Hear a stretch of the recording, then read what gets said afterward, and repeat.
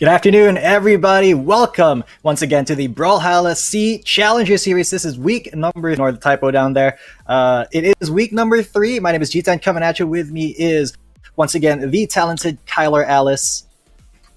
Sorry. What is up, guys? I forgot How we to say doing? it. You are absolutely okay, sir. So this week 3, we're going to be having a $1,500 prize pool, another $500 up on top of what we had last week. It is going to be awesome. We're going to be going into top 32 to kick off the stream. But before that, let's talk a little bit about last week. So, you know, we had Tiger, the man, the myth, the legend, the king of the sea jungle, not lose a single game, you know, dominating until we got to grand finals. What happened in grands, G10? In grands, we saw the guy that we're going to see right now, Vortex.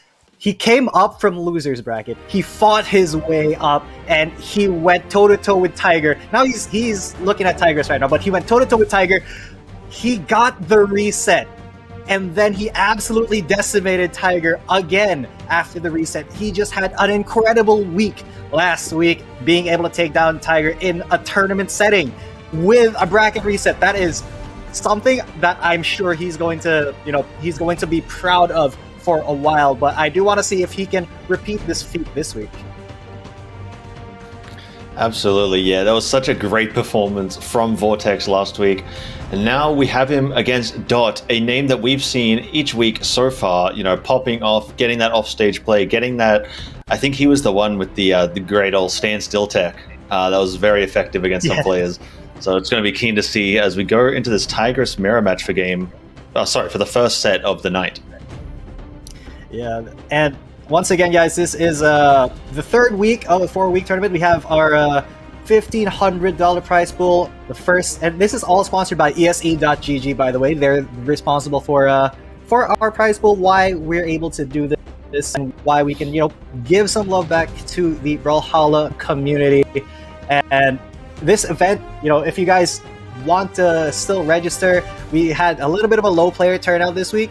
But next week, we are going to have our biggest prize, so if you want to go register for that, you can. And yeah, I think the links are going to be down below, but for now, we're going to be looking at a little bit of a mirror match, and I'm interested to see, because this is, Tigress versus Tigress. It's really just going to be a skill matchup here.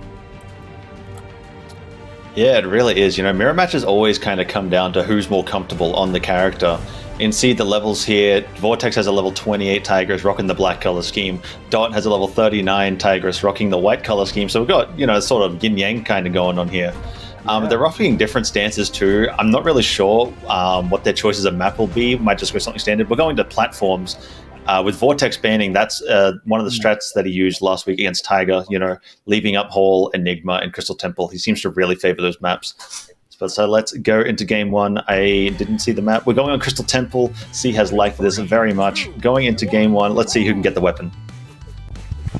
Yeah, first weapon of the game. Dot, really good unarmed string there, able to get this first sword, but of course Vortex, he won't let him just take that for free. Now they're just kind of trading shots here, but Dot is, for now, getting some really good strings in.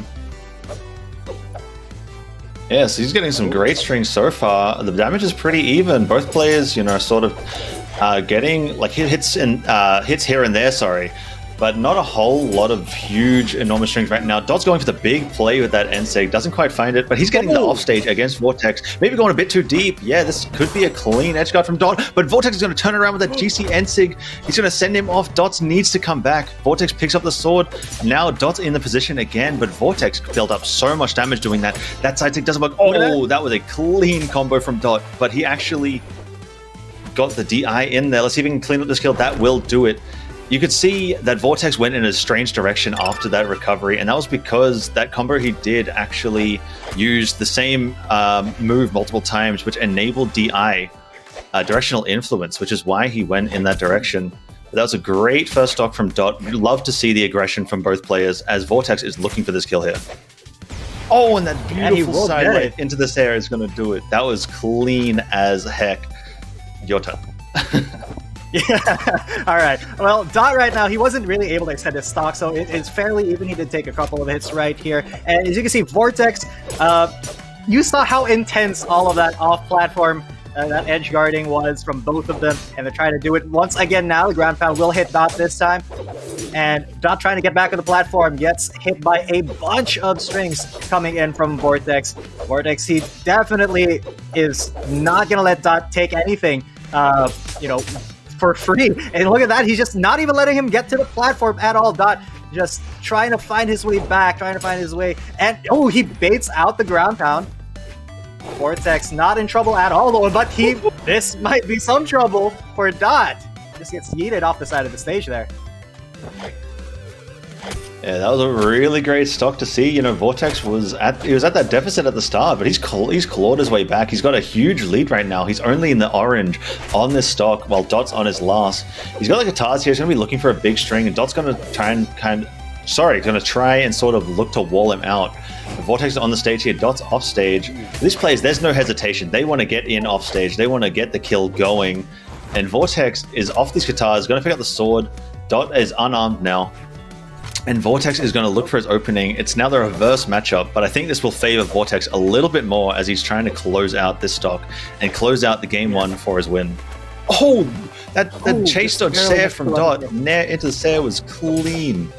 He's really good at finding his momentum with his strings like that, and we're finding a lot of success. Dot's got to look for this kill here. That recovery is going to do it. Beautiful, beautiful.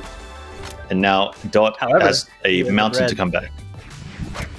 Yeah, Vortex just extended his stock forever, and Dot coming into this one with red health already. Vortex just barely in the yellow right now. He's just trying to grab his next weapon over here. Actually, the arm strings doing some damage. Wow, Dot, the mountain to climb is not going to be for victory. He's going to climb all the way to the top of the screen and get taken out here by Vortex for 1-0 right now. You know, here, Everest is a very difficult mountain to climb. It is not very forgiving, just like Vortex is not forgiving in that game, finding that nice GC downlight into the recovery to finish off the kill. And I think they went back to Crystal Temple. They did indeed. Now, Vortex is going to be looking for this first weapon again. The Katars would be great for either of them to pick up. He does find the first and Nair, gets the Katars, and now he's going to try and just weapon starve Dot as much as he can. Doesn't quite get it, but he's still in a great position to get these strings. But he has to be careful of the offstage that Dot is looking for. Yeah, Dot really likes offstages. We've seen him do this before in previous weeks. He loves playing that, and he just loves edge guarding people to hell and back. Although Vortex, I think he's kind of he thinks that Dot isn't slick. He is wise to his tricks. So now he's gonna pick up the sword, and Dot is look at that, already in the deep red, already without one stock. Huge lead coming in from Vortex, just in the yellow right now, not even in the orange.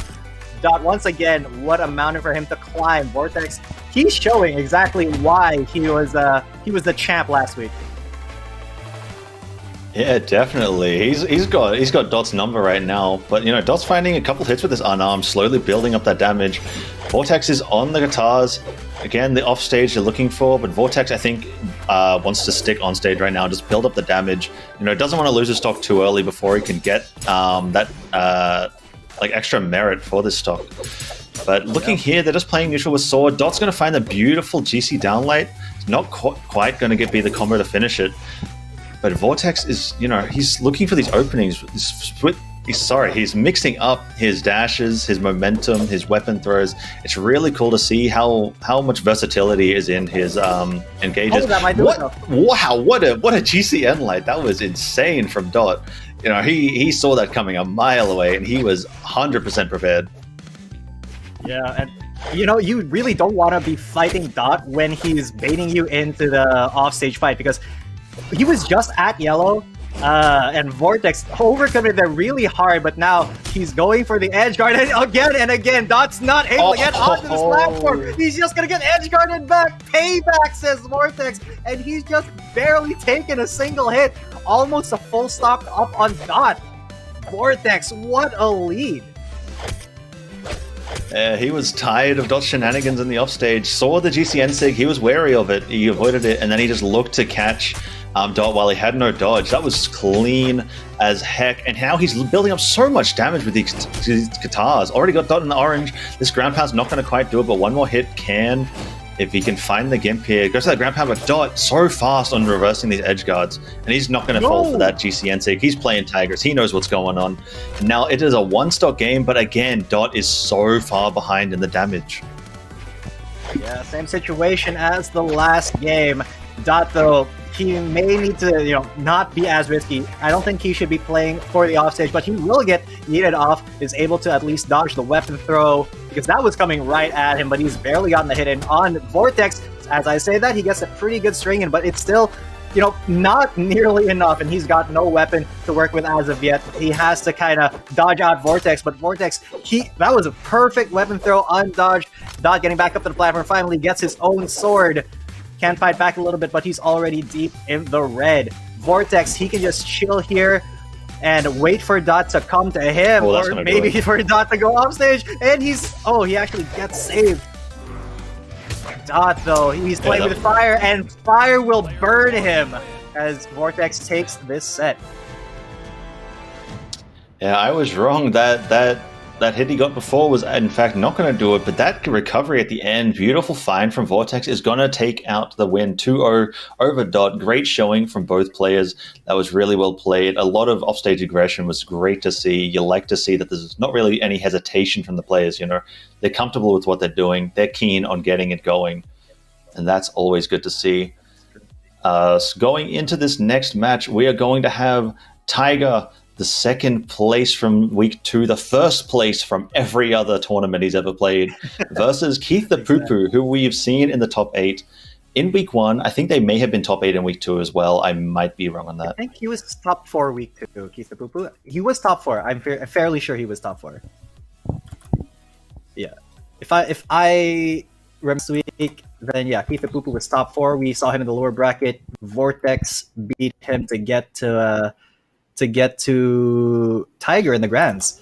So this is going to be interesting. Both very skilled players, really high up there in terms of skill level. Of course, as you mentioned, Tiger, he is just the undeniable king of East Asia when it comes to 1v1s. Although Vortex may be coming for that title soon enough. Let's see if Keith the Poo Poo can survive a little bit here.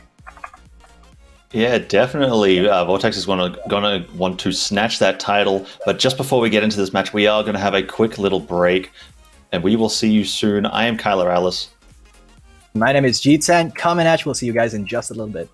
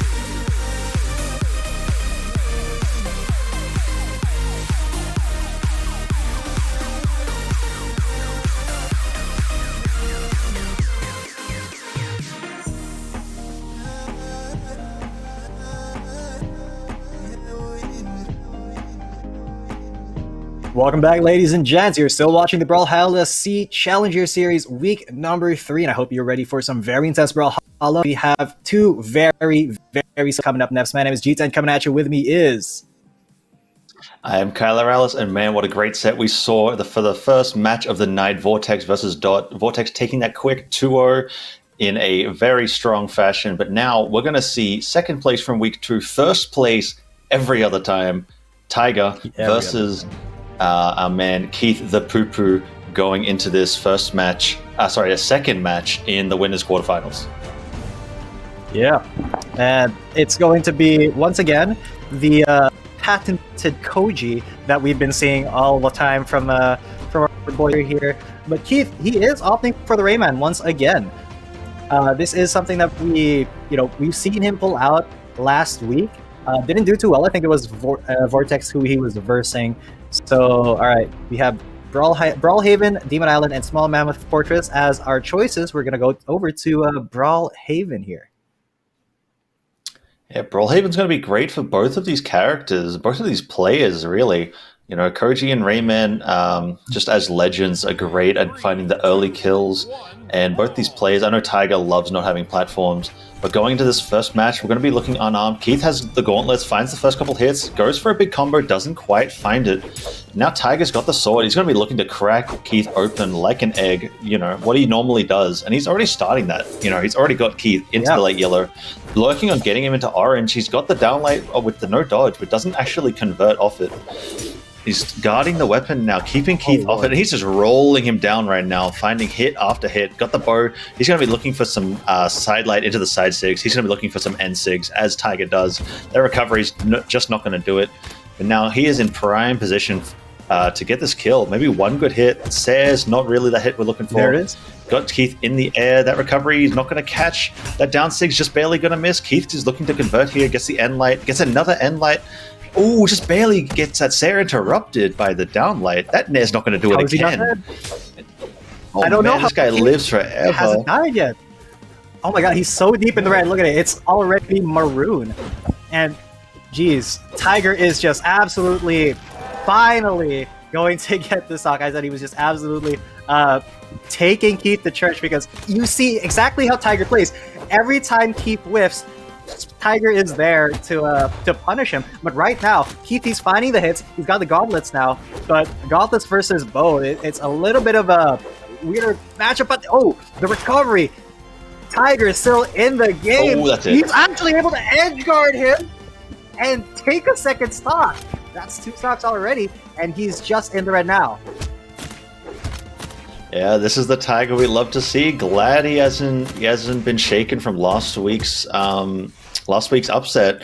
But you know, he's looking to dominate once again, and this game 1 is looking fantastic for him. This could be a 3-stock. He's got the side light. Keith has no dodge, but now he's back on stage. He's going to retreat and look for a weapon.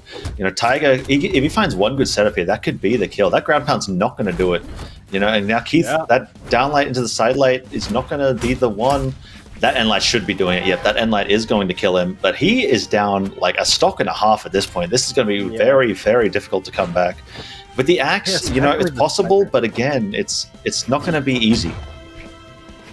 Yeah, Keith really just, what he has to do is not overcommit, because you see him overcommitting a lot when he sees Tiger and he wants to try to edge guard. But if you commit to that fight and Tiger has your number, if he reads you, it's over. So he's just trying to get these single hits in with the axe while he's still incredibly low, and that's going to actually do it. He gets caught by the recovery, and that's going to be the first round, first game for Tiger. Yeah, and that's going to be a daily login bonus we all love to see. Now, Keith is going to have to rethink this Rayman, maybe. Yeah, he's going to switch to the Scarlet. Oh, maybe not. I had to select the right skin for it. And now he's going straight in. Tiger sticking with the Koji that he loves. We all know him on his Koji. And we're probably going to be seeing similar to last game, I imagine, with the maps. You know, Scarlet... Actually, no, Scarlet does pretty well with platforms and small walls. So we could be seeing a Crystal Temple. We could be seeing a Demon Island. Miami Dome and Enigma are up as well. I imagine it'll be Miami Dome that gets banned. It is, in fact, and Tiger goes straight to Small Enigma. All right, Small Enigma. A couple of good platforms for Keith to utilize. Of course, you know, even playing Koji, Tiger is just really good at utilizing verticality. Even even if he likes small Brawlhaven where there's no platforms. And look at that, even unarmed, he's dodging and whiff punishing so hard. Even though he had the first weapon, he hasn't even landed a single hit, and he's going. That's the quickest stock I've seen in this entire time we've been casting, Kylar. Yeah, that was a very, very quick stock, G10. I mean, Keith was feeling dangerous when he had nothing left and went for that ground pound. And Tiger saw that. He recognized that. He went straight for the punish, found it. It was like a 12-second stock or something. That was insane. No damage taken. But now Keith's looking to open him up with this lance. He's finding some good hits, some good damage so far. But, Tiger, he's not bothered. He's finding his own hits. The damage is already there, and he's looking. That ground pound is just barely not going to do it. He could be finding the ground pound here. That GC downlight's going to get beat out by the NSIG, but he's in the damage lead already, even though he was down just then. That recovery is just barely not going to do it, and goes for the NSIG, not quite going to catch. But now Keith's got to land against bow. Actually, he's going to land against sword, where Tiger's got the weapon throws now. One good hit should do that. The ground pound's not going to be quite on the mark. But Keith's going wide, and Tiger's going to punish straight away with that dare. That's going to be gone, and we're looking at a 3-stock already. Yeah, kind of like the last game. I mean, you saw exactly how he likes committing to big moves, and Tiger, if you overcommit versus him, he just whip punishes you really hard. But now he is in the red. He will get taken out. At least there's one stock, and he's still in the yellow. At least he doesn't have to fight, at the orange when Tiger's extremely healthy on his second stock just yet. Lands a really good string right there, but can he keep his momentum? Because Tiger, now that he has the sword, he's going to be looking to get in really close. He's trying to keep him at that hitbox of a lance, that range. And he's actually doing really well here. Barely took any damage ever since he got that first stock off of Tiger. But now Tiger, he's going to be looking to go for some punishes if he's just a little bit more carefully. And there it is. Man, it is so tough for him, but he is doing his best. He has Tiger on the red. He's looking to just try to finish it off in the red himself now. They're just one more SIG or an air there. There's a recovery. Will not take care of Tiger, but this might take care of Keith.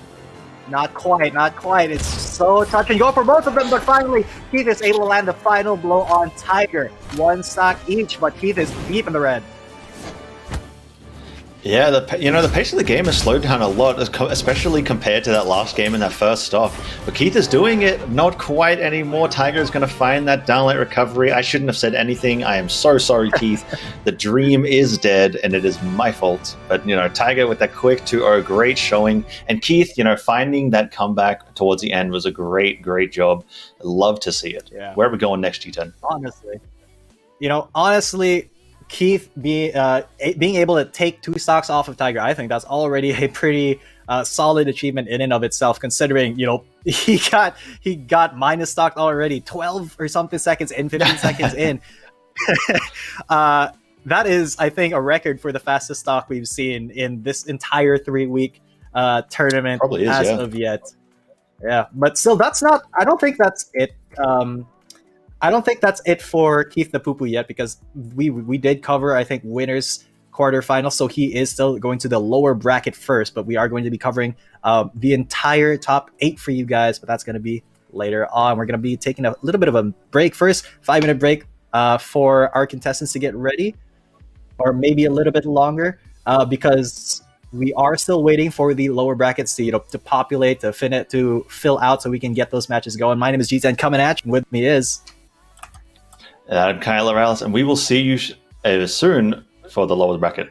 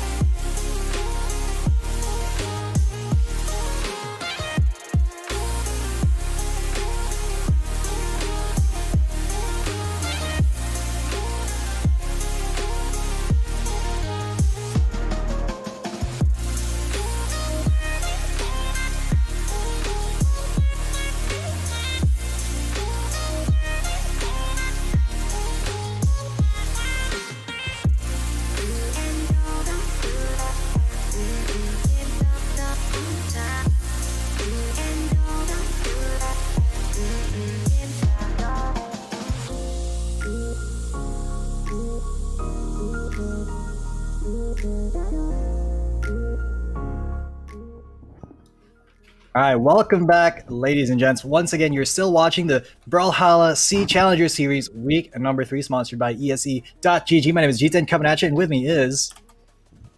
What's up, guys? I'm Kyle Morales, and man, we have had some good matches so far tonight. We had Vortex versus Dot, which was a swift 2-0, but plenty of goodness in that match. And we had Tiger versus Keith the Poo Poo, a dominating game 1 and a bit of a closer game 2, even though it did start out as a bit of a reckoning. But there were some great matches, and now we're going to be having STC versus Vortex on the winner's side of top 8. Yep. STC, we also saw him last week. He did pretty well. I think he was in top 8 as well. Of course, top 8 a little bit easier to get into this week, considering that we don't have as many participants. But it's still an achievement nonetheless. Top 8 in any competitive setting is it's something to be proud of, really.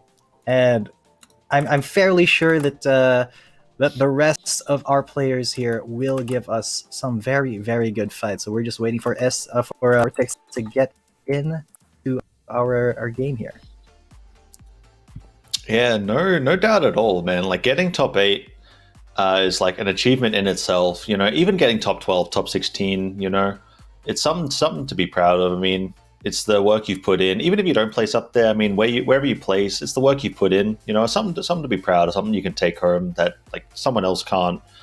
Someone else can't come along and say that it's not something to be proud of. Yeah, so it's good to see that we've got these players in here. So just looking at the lowest bracket of the tournament, we do have Far 2-0ing Cyclone in losers round 2 to come into this top 8. We have Keith the Poo Poo 2-0ing Goomba to come in, and Himwe 2-1ing Le Plum to make their way in. And our last match, that is waiting on Jerry K versus X Azos X4441. But now we have STC and Vortex in the lobby, so as soon as they select their characters and are ready to go, we can kick off this first match of the winners semis. Ooh, all right, Vortex going with Asuri once again, not the Tigress custom this time. Sorry, Tiger is the player, Tigress is the skin, but Mordex will be what he's facing for STC. So yeah, this is Asuri. We saw him do really well in that mirror match earlier versus Dot. So let's see if he can compete versus Mordex with the gauntlets and sickle. Yeah, this will be sweet to see. I don't remember if STC played Mordex last week. I want to say no, just because I don't remember seeing a Mordex. Maybe one game, I remember. But he's got a pretty cool color scheme, I must say. I mean, I'm a big fan of this. But going into this map on Crystal Temple, STC will grab the first weapon with these gauntlets. He's going to be looking to get that early damage, starve out Vortex as much as he can. He's got a good start so far, landing 2 hits. But Vortex does grab a weapon. It is the sword, and now STC is looking to drag him off stage with these gauntlets. A great position to be in. But Vortex turning it around with the sword, getting the juggle, getting 3 nairs and a recovery. That is great damage build up. It is evened up, and now we're back in neutral, looking to find an opening, trying to create their own opening. Vortex is in a dangerous spot, but STC doesn't look to challenge him off stage. He must have learned from the earlier set with Dot that Vortex, he's something to be careful of in the off stage and in the neutral. But STC with this side is going to be dragging him around, and actually Vortex is going to be doing the dragging, the beautiful sidelight into the Sair, into another dash jump Sair to confirm the kill. Is going to give Vortex an early lead and a beautiful stock. Yeah, and as you said, don't challenge Vortex in the offstage. That's exactly what STC did. They got heavily punished. I hope that he adjusts right now, because if you guys saw that match between Vortex and Dot, he really, he's a guy who we know for loving the offstage, and Vortex is just able to turn around on him all the time. But now STC giving him a little bit of a taste of his own medicine, now getting some really good hits in, but still Vortex doing his best to extend his stock. That grab will be the death of that stock for Vortex. Oh, so STC actually wasn't able to deny the weapon here, so that's going to be a very quick and easy sword pickup for Vortex to see how he extends his lead. But it is pretty even now, because STC is able to dodge that, and he's still going to get edge guarded, and he's not able to recover at all. He committed too much of the offstage there. You know, Vortex kind of did him dirty there. That was a sweet combo off the corner of the wall. I've never actually seen that before. That was really unique.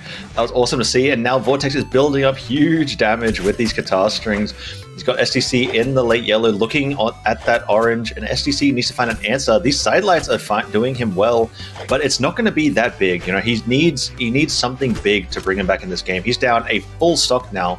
Actually, more than a full stock. He's behind in damage, and Vortex is just like bringing it even further and further in his favor with every single hit. SDC dropping that combo, went for the downlight Nair, I imagine. A hard combo, but is rewarding if you can pull it off. And now, you know, looking for these kills, that's going to be a good sidelight into recovery, punishing the dodge from Vortex, but he's not going to be a kill. And on this Crystal Temple, killing off the top is going to be really hard. And that, I think that was a GC side stick he was going for. It's going to get smacked out by Vortex's ground pound. He's going to be sent flying down into the bottom of the map, and Vortex is going to take this game 1 win. Yeah, 1 win already. 1 game for Vortex. As you said, Crystal Temple, it's a little bit harder to eliminate opponents from the top of the stage. So that's not what Vortex was going to do. He just went for the bottom, gets his first game of this set. And, you know, we don't expect anything less from last week's grand champion here. And we're going to be going back to Crystal Temple, still the same matchup. SDC looking for that run back. But I feel like he should be able to, you know, to suss out and kind of absorb the playstyle of Vortex a little bit better now that he's played against him once. But Vortex with a really good denial for that first weapon, and he's doing his best to keep SCC away, but he does get the scythe here. Get some really good damage. First off, even damage for now. However, SCC, he's doing a little bit better. He's not getting hit as much as he did in that first round. He's able to get some really good hits in here, bringing Vortex off stage there. But Vortex, you saw his offstage tag. You got to be wary of that. And SCC, yeah, he doesn't want to challenge. He doesn't want to go for any overcommits here on the edge guard. He is low. He is in the red right now, but he's trying to bring Vortex to about the same. Vortex in the orange, SCC just barely in the red. They're both in the red now, and SCC has the advantage as of this moment, but that can change at any time. Oh, he does get the recovery, though. He's able to get back onto the platform. Vortex now maybe in a little bit of trouble. No weapon, and he will get taken out. SCC bringing him to the top. Brilliant from STC. This is a very good start, especially compared to last game. You know, this side is putting in work. And I was thinking to myself, you know, I think he wants to grab the scythe rather than the gauntlets in this match. And, you know, look for sort of like bigger openings. You know, take the more aggressive approach, be on the front foot rather than the back foot. And now we switch to these gauntlets. He wants to give them another shot, I guess. He's going to barely survive these hits. That Nair and that Endlight are not going to do it. He should be able to make this back. And he actually nearly turned it on Vortex. That was scary. But he's back on stage. He's got the weapon, and he no player has a weapon anymore. And now he's looking for the scythe. He's got the scythe. Now he's got to crack him open. He's going to get cracked open himself, actually, with that GC downlight into the recovery. Even stocks, almost even damage. Pretty much a neutral game with one less stock.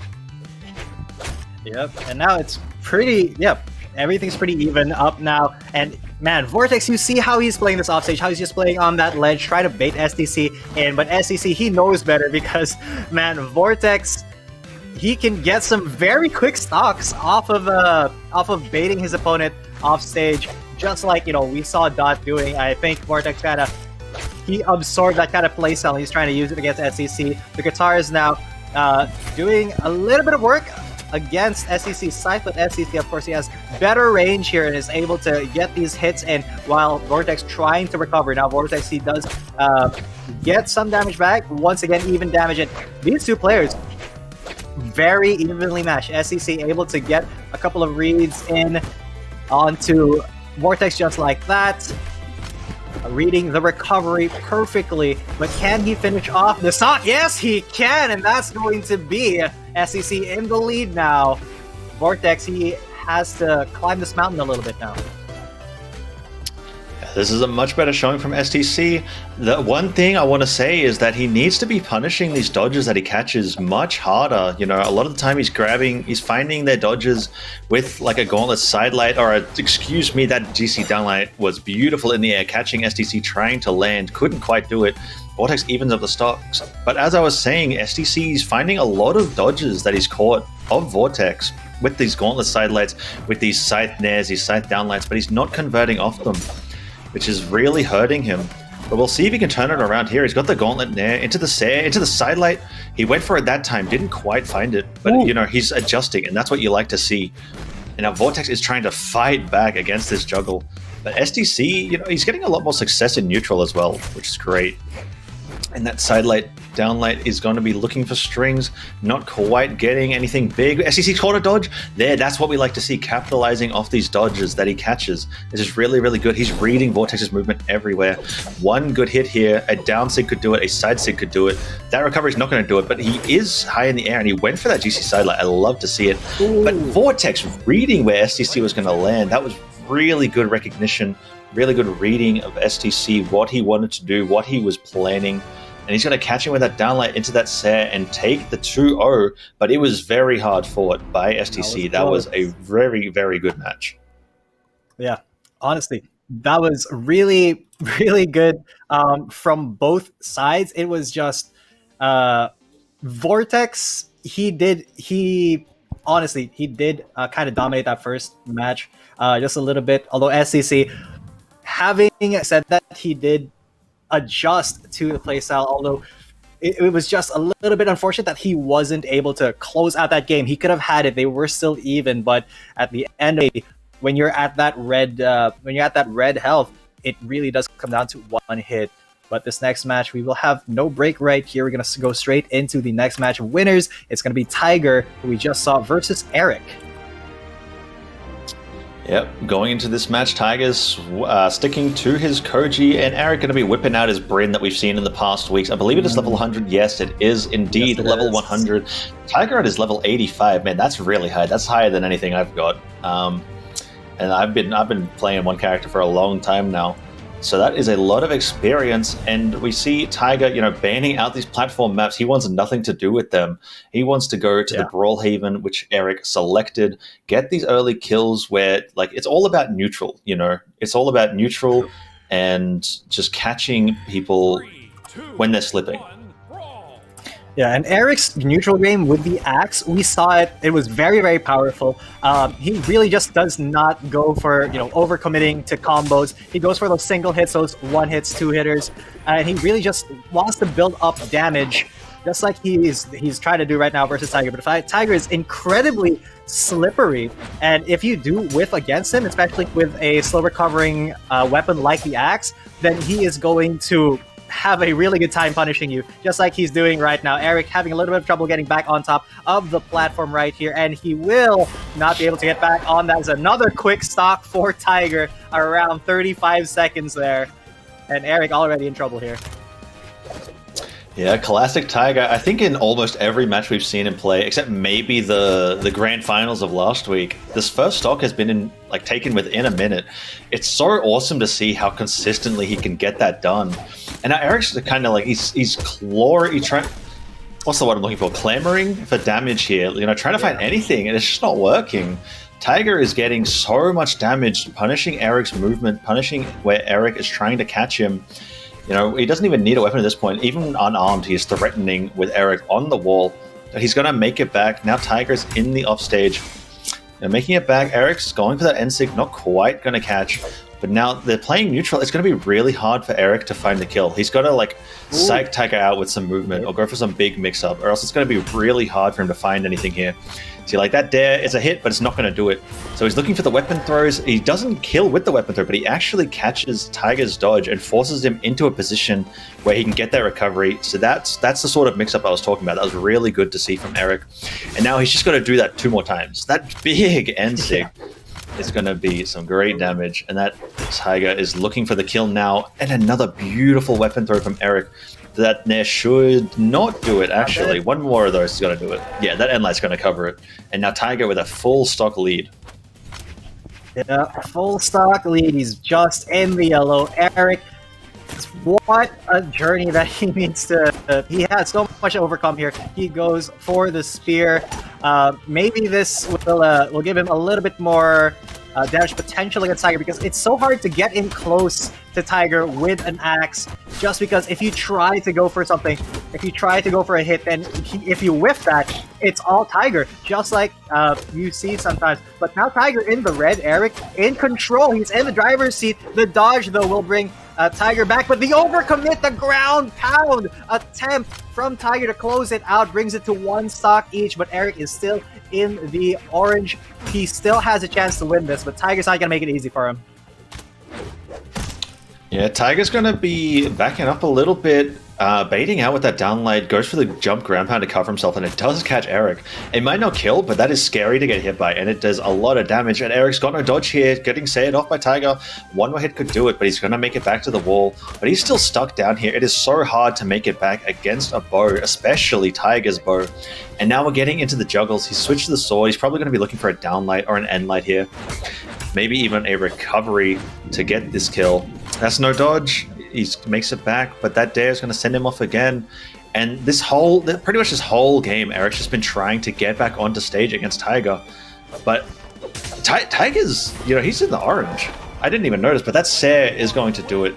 Tiger's going to take game 1, but that was pretty close. I didn't even see Tiger, it wasn't clicking in my head that he was getting hit during that, but I looked up and he was in the orange. And that's sort of the power of axe that we were seeing right there. Yeah, it really is. That's why, Eric, I think he has to be just a little bit more patient. The axe is good. It's just that you need to really make sure that you're going to hit. Now we're going to at least get a platform stage for Eric to try to get the advantage on. Pretty good for Bryn. And, he is a level 100 Bryn. Still very formidable. And he needs every single advantage he can get against this man. Tiger is just on a warp path right now. Definitely. I mean, if you're not taking every advantage that you can get, you're either very confident or maybe a little bit silly.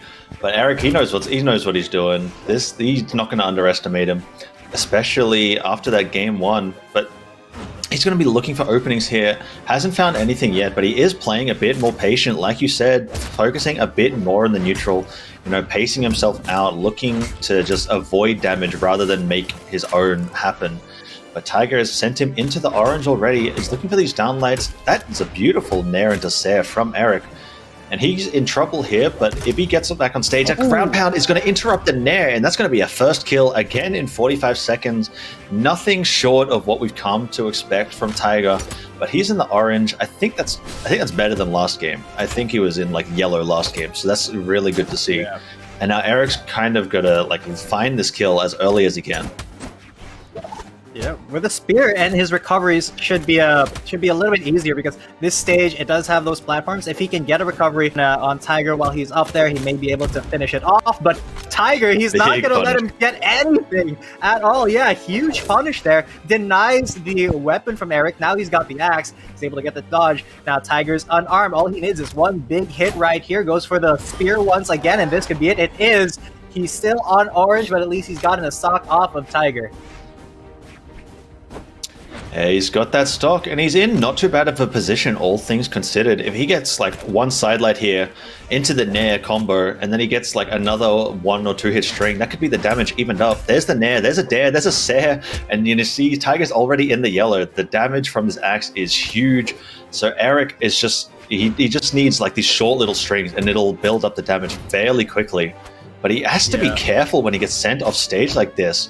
Just like last game, that says not going to quite do it because he bounces off the soft platform.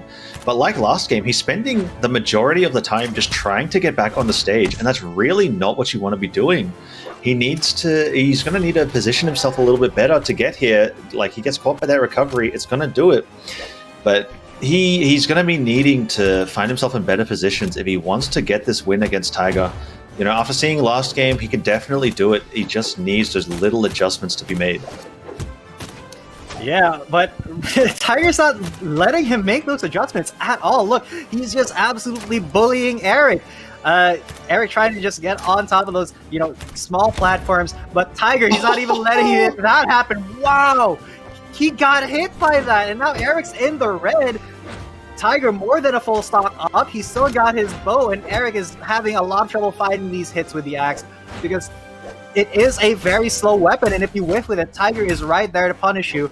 Although if you do find the hits, then look at the damage. Tiger already in the red. This could be it. And Tiger, can he recover? Yes, he can. Barely not able to close it out, but Tiger should be able to. He's got the sword. One more hit should do it for either player. Is it Eric or is it going to be Tiger? Eric, he just needs one. He only needs one hit, but it's Tiger who's finding these hits, though. Oh, big commit, and that's overcommitting. Tiger finding the air from onto Eric, taking another quick 2-0 here. Yep, respect to the NC going for it. I mean, he was so far down they had to make something work, but unfortunately, that is not going to be it. Tiger's he's not going to be caught slipping there. He's going to punish him for that, take that out in a 2-0. But that was a pretty good showing. I mean, Eric was definitely, especially in that game 1, he was bringing it back. In that game 2, he was like showing signs, but it just wasn't quite there. Tiger was too dominating in that match. So we're going to be seeing Tiger versus Vortex in the winners finals, just like last week, and we'll see if that can go a different way.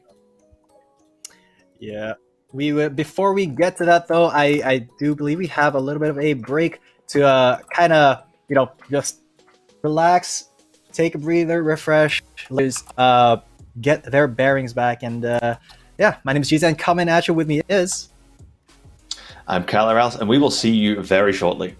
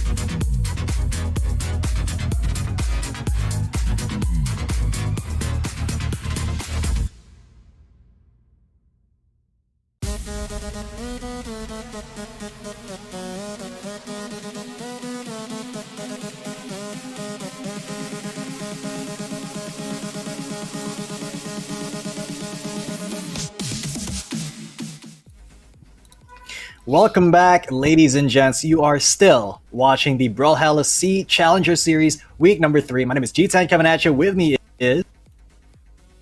I am Kyle Morales, and we have had some great matches tonight in the SEA Brawlhalla Challenger Series, sponsored by ESC Entertainment. But now we are going to be going on to Jerry K versus Himwe in our first match of the lowers bracket. Himwe, a top 4 from last week, and I believe in week 1 they were a top 8 as well.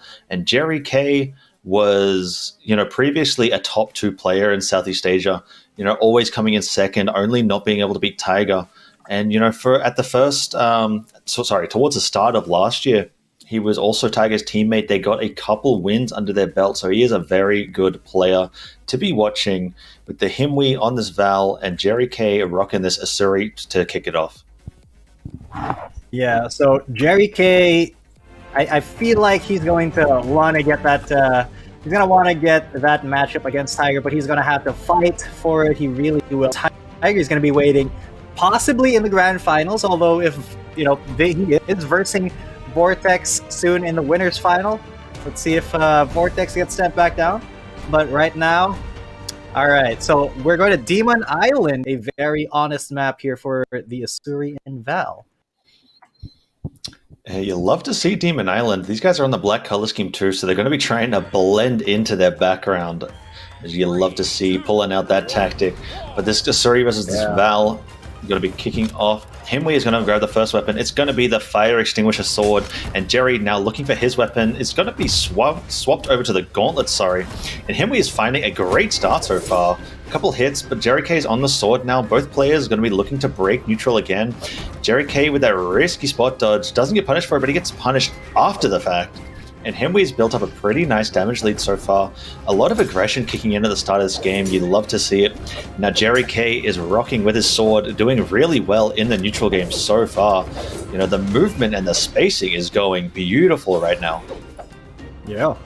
I mean, look at how both of these players they haven't landed a hit on each other. Okay, there you go, landing hits on each other. But for 8 seconds or so, neither of them were able to really land a hit. Just the pure movement and dodging from both of them. But now they're both in the orange, and this is kind of where it starts to be. Oh wow, I was just gonna say it will start to be deadly, but it was way deadly for him right there. Big lead for Jerry K. He's just barely in the orange here. Yeah, Jerry K is he's building up a big lead so far. He's getting a lot of hits with these guitars. Himwe struggling to find a way in. They are on the gauntlets. That downlight and end light is going to send Jerry off, but he gets straight back on. No hesitation. And he's just landing end light after end light with these guitars against Himwe. And that move doesn't do a whole lot of damage, but when you're hitting 6, 7 of them, it stacks up. Now Himwe's on the sword, a bit better of a matchup against the guitars. Dodge gets caught and land into recovery from the guitars. Jerry with that beautiful stare is looking for this kill. He needs one good hit. That ground pound is going to be doing it. And he has a 2-stock lead less than 2 minutes into the game. An enormous spot for Jerry to be in. He wants to be crawling back into that top 2 spot. Yeah, he really wants to get there, and he's going to sacrifice Himwe for it, because this is the losers brackets. So if you lose here, guys, it's over. Your tournament life done. But man, Jerry K, I'm pretty sure he's not thinking about that. He's just focused on the match right now. Finally gets taken out by Himwe here. Himwe, can he extend this? Not sure. All right, so both swords, sword matchup for these guys. Himwe, he is going to get the hits in, but it's still quite a way to go for him. Jerry K, he's just barely in the orange. Now he's getting some really good hits, and Himwe is. But he can't seem to edgeguard too well until he does that. Exactly that. Spiking Jerry K down into the bottom of the stage. All that lead that Jerry K built up is just gone as Himwe has taken over the second half of this game. I mean, we're another, what is that? We're another minute down, and Himwe has evened it up. I mean, this is a very fast-paced game, but Jerry's unarmed is doing numbers right now. Himwe is weapon-starving like an absolute beast, looking for these nairs with a sword, these dares, these nairs going up and down, sending Jerry K every direction. Man, so many wake-ups, so many hits getting hit here. That sword is going to be in Himwe's favor. Looking for the Seer. You know, there's so many hits that are just barely missing. But like Jerry's spacing is really good, and Himwe's, you know, even when that's going on, Himwe's finding the hits here and there. The neutral from both players is really, really something to see. But that recovery from Jerry is going to send Himwe high. It's not going to quite be the kill yet, but another maybe two of them will do it. He's got the Endlight here. Himwe has nothing left. It's a very sleek recovery back onto the stage. Now Himwe with oh my, what a beautiful dodge, avoiding the GC downlight from Jerry and punishing it with their own pickup GC downlight with the sword into that recovery. Very well executed from Himwe, clawing it back after that huge start from Jerry. Yeah, that was honestly a big lead that Jerry had, but Himwe just clutched it out. He was able to teeth and go for some really good combos there, just building up the damage, being very patient. But we are going to have a character switch here, and Jerry K is going to be going on to Onyx now. Let's see if this works out for him better, but Himwe has already taken the first weapon. He's got the bazooka for himself though here. Let's see if it works well against the sword. Himwe already going for some edge, some off-stage plays. Can Jerry K bait him down? That's what he's trying to do here, trying to keep Himwe off, and that's going to be him spiking it down, misses the weapon throw, but he spikes it with the gauntlets, and that's going to be another very quick stock for Jerry K, just less than 30 seconds. What a beautiful edge guard from Jerry K, just letting hit after hit after hit on the wall there. Eventually sends Himwe down without taking much damage himself. And, you know, he's winning the neutral right now, too. He's on these gauntlets, finding lots of hits, catching Himwe's dodge, winning neutral a lot of the time. But Himwe's answering back, is tired of being the punching bag so far. It's going to be looking like last game where they clawed their way back. And this Onyx is doing a great job for Jerry so far. Now back to gauntlets versus gauntlets in the neutral. Jerry wants to swap, but he actually has another pair of gauntlets waiting for him. Not quite the weapon he was looking for. He wants to get back on that cannon, I imagine. Or maybe he just wanted to clear the field of the weapon. But that is going to be another beautiful punish from Himwe. Jerry, again, like last game, that GC downlight getting punished with Himwe's own GC sidelight into the recovery. Very strong punishes from Himwe here. And they're still, you know, it was looking good, but they're still at a pretty good deficit. In the orange, beautiful punish again. That seems to be where they're finding a lot of their mileage in terms of like the big damage strings or the big kills, is when they're punishing the active frames of Jerry's own attacks, which is really sweet to see. Yeah, he's kind of taking a page out of Tiger's book, because you do see Tiger doing that a lot as well. And Jerry back onto the gauntlets now, got the gauntlet mirror match. Himwe, though, is having a little bit of a hard time finding any hits. He's already deep in the red, not quite into the maroon, but he does take Jerry K into the red. Jerry K, though, gets that stock really quickly, and now can he extend his lead, though, because he is in the red. Yeah, he's going to be looking to extend this lead. On this map, it might be a bit difficult because of the small wall and because of Val, especially when Himwe is hitting downlets like that. Like, that is beautiful positioning, just barely grabbing onto Jerry there. But, you know, this Onyx is going to be very hard to knock out if Himwe can't find those kills. I shouldn't have said anything. That downlight recovery is going to do it. Even up perfect stocks, almost no damage on Himwe. It's going to be looking to starve Jerry as much as they can. Jerry will actually get in and grab the gauntlets, but we're back to neutral here. Himwe's looking for these dares, looking for these nairs, and also looking for this GC sidelight, apparently. Himwe's punishes are exceptional. They're so fast and they're so accurate. Yeah, they really are, and that's kind of what you're looking for in a matchup such as this. Jerry K, he's the one who's really trying to be aggressive all the time, and Himwe's being patient, going for those whip punishes, and Man, look, he's already built up quite, brought Jerry K to the red, and he was mid at the start of this game. He's a clutch player, Himwe is. Let's see if he can finish this off. Jerry K, there. This might be it. No, it's not. Not quite. But Himwe's looking for the kill. He's looking for blood, and that will be it. Himwe takes it 2-0. A 2-0 for Himwe. Was in such a big deficit both games, just dragging themselves back from the bottom and taking the win in both those games. That was very, very clean, taking out Jerry's Asuri and the Onyx in a quick 2-0. That was really very nice from Himwe. Congrats to them. We'll see Jerry hopefully next week in our final week, as that is the lowest bracket, and he is now gone from the tournament.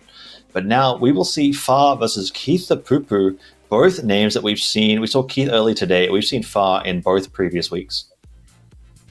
Yeah, and we've seen them actually play each other, I believe. I don't quite remember who won, but we shall see we'll see the result after this. Far going for the Reno. That did work out really well for him last week. If I remember correctly, he got to he got the top 8 as well, didn't he, with his Reno? Far was in the top 8 with his Reno.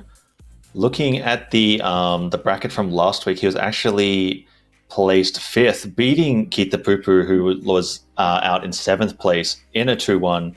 I'm not sure what Keith was playing. It could have been the Hattori, could have been the Rayman, but Far was on this Reno, I believe. So he is going to be looking good in coming into this match. Yeah, a little bit of a run back here, a little bit of a revenge match. Keith will do the same thing, return the favor to Far. But we're going to be going to Demon Island again. A very honest map. These two players are, they have some history between them. They have some scores to settle. Let's see which one of them will come out on top this time, because they are both incredibly skilled, not just to have gone this far, but to have gotten this far in the previous weeks. It's going to be Keith, though, who gets the first weapon. We're not going to be able to deny Far his pistols, though. Now Far looking for getting damage. He hasn't been hit with. Yeah, as you were saying, getting top 8 is impressive itself, but consistency is key, and that's what these guys have, getting it in at least 2 of the weeks, maybe all 3 weeks that we've had so far. And us, it's time to make a ton of Far jokes again. I remember those. Yes, unintentional or intentional, they will be happening. But this is a great start so far from Far, as Keith is in the red and Far is in the orange. And that is going to be a downlane recovery, going to be taking out the first stock. Please excuse me if I say Far too many times. It is not intentional. But Keith is going to be unarmed right here with against the blasters. And Far is sort of like walling him out. That is a beautiful dare to catch that spot dodge. And he is just taking so much damage right now against this bug. The Glocker Roach is popping off right now. That down sig into the end sig. It looks for a recovery up here. Just barely doesn't catch, but he has no dodge. He still has to land. He barely manages to land, but he is so far behind in the damage and a full stock down. Yeah, he's already in the red. Far gets his pistols knocked out, finally, but he should have pistols right here as well. He did throw that orb away, and this should be another stock for Far. Man, this stock for him is really going all the way. I was very tempted to say, oh, he almost died there as well. Oh, Keith, if he just committed a little bit, he could have gotten that stock too, but now Far, he is just going to abuse Keith. Once again, even though he is just in the red, Keith just looking for the last hit onto Far. Look at him, he's in the red, very deep, and that's not gonna kill? I do not believe it. He's gonna take so much more damage here. And Far, he is avoiding Keith at every single turn, and finally he gets the axe hit, but that's still 2 stocks left for Far. Yeah, brilliant start from Far. Keith finally finding the kill back. Far being a little bit sloppy right now, taking a decent chunk of damage from Keith's axe.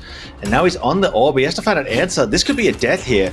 He barely makes it back on the stage, dodging through that down sleep, but he has taken so much damage. It's fine to get such a big lead and play a little bit more confidently, but you have to make sure you don't you know, you don't slack too hard and give them the win by accident. And that down sig is going to catch Keith dodging in, and that's going to do it. But that was looking a little bit scary towards the end of that. I mean, yeah, no, he still had 2 stocks left, but getting hit that much is not a good sign.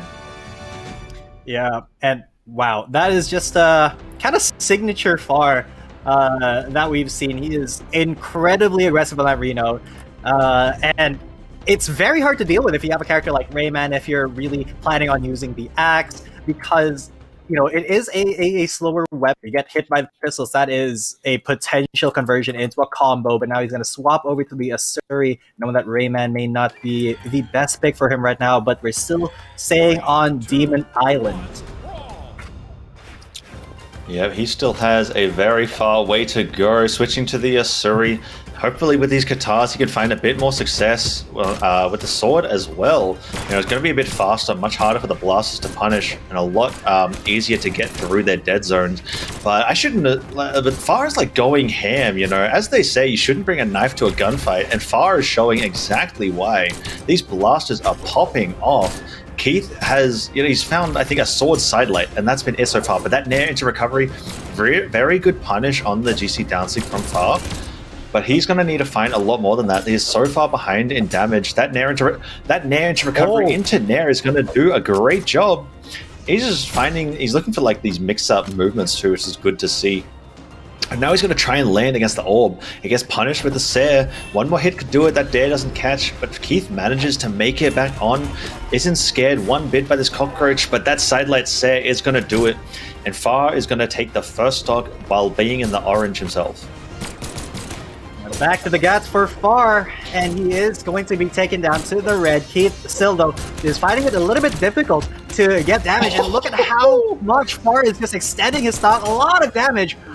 And he just needs to close this stock out really quick, as soon as possible, or else Far is just going to keep building this lead as he does, bringing Keith already to the orange, and Keith is not able to find the big hit here. This could be it, and it will be. That is a good stock, but look at this damage lead for Far. He's unarmed, he does have the orb now. Ooh, big hit. Yeah, I mean, what happened to this guy, man? This Far from last week compared to the Far of this week is completely different. He's showing so much confidence, so much aggression, especially with these blasters. It is absolutely crazy. Are absolutely rolling off, and the strings he's going for are so... There's strings that people have thought of for years and years, but not something that people have actually done. That Blaster's Ensig is going to catch Keith in the air, and that's going to take the second stock. But like as I was saying, like look at these strings. Far is just going nuts. He's looking for so many recoveries, and there's at the top of the screen too. He really wants to just take Keith out like as quick as he can. I guess he doesn't want to extend the damage. You know, with blasters, you do want to be finding these early kills with orb as well, because it can be hard to find. That might be death if Keith capitalizes. He doesn't quite look for it, but Far is going to make it back. He's still in the lead, but the damage is getting slowly caught up by Keith with these katars until just now. Like, look, Far read that dodge as well, but had the timing just barely wrong. He's off stage now. He's going to get caught by that downsig from Keith. The stocks are evened, but Keith he's gonna have to look for something big with his sword, like a big juggle or a big 0 to death, in order to get himself back in this game. Yeah, he has to be a little bit more patient, and that's what he's doing. He's trying to slow down the game, trying to stay a little bit farther away from Far. But it might not be something that works, because Far is just bullying him with the pistolas, and that will be the kill with the recover. Another 2-0. I don't think we've seen a series go all the way today yet.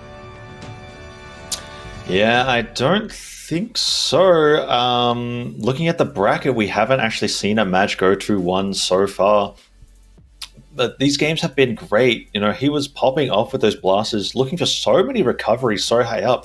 He was so fast to try and capitalize on what he was looking for. But that's going to be Keith the Poo-Poo out of the tournament at 7th place. Great showing from him.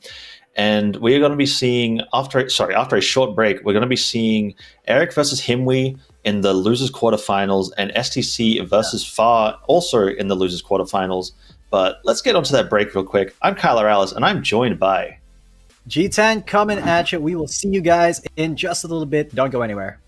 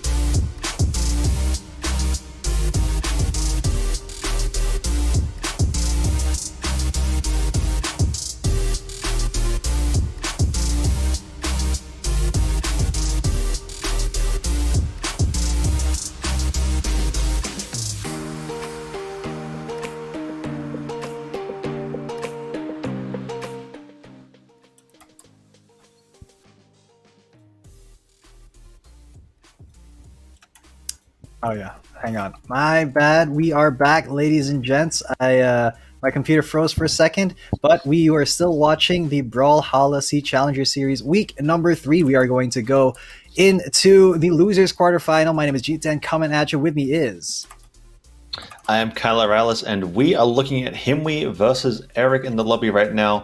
But just quickly before that, let's take a look at the bracket real quick. I mean, we have a Vortex versus STC 2-0 in the winners semifinals. Tiger versus Eric 2-0. Now we're going down to the lowest bracket. Himwe versus Jerry K 2-0.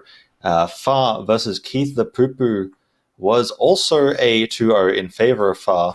Not reported on the bracket quite yet, but that was a 2-0 in favor of Far. And now we are looking at Eric versus Himwe.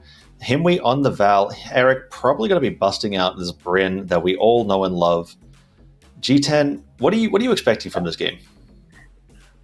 Eric and Himwe. So these two guys, we saw them play. We saw how really, how they are. But Eric, I think he has just a little bit of an edge. Himwe is a very aggressive player. And if Eric can kind of, respond to that aggression in a good way with his axe, if he's just able to, block or dodge, get 1-2 hits in his whiffing, I think that would serve Eric really well. He did lose to Tiger, but, basically everybody loses to Tiger. Except for last week. Vortex was able to upset that, but let's see if Eric does go for his Bryn. I'm fairly sure it's going to be a little bit more of a close game. I'm hoping we get our first full series here, but once again, we have the regular suspects for pick from. It's going to be small. Yeah, I think there's small Brawlhaven is going to be great for the Bryn, great for the Val. Can be finding very early kills on both sides, especially with the spear as well. It's going to help a lot catching landers with the sidelight, with this downlight. But going into this game, the start of the game is sort of a big point where Himwe grabs the first weapon again, snatches it right out of Eric's hands from the middle of the stage. And now Himwe has total control, building up so much damage already. Eric is in the late yellow, looking to go into the orange. That GC downlight into the nair, into the down air is going to build up so much damage and send Eric off the stage. Eric hasn't landed a hit yet, and Himwe is looking for the kill already. The ground pound's going to be cut short on stage, and Himwe's sort of baiting Eric out. Isn't quite going to work. Eric's going to just light up and smack him with the Sair into the neutral light.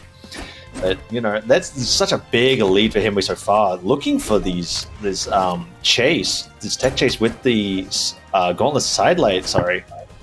And it is so much movement in this game that ground pound is going to be doing it for the first stock, killing them straight off the top of the wall, and Himwe has an enormous lead less than a minute into the game.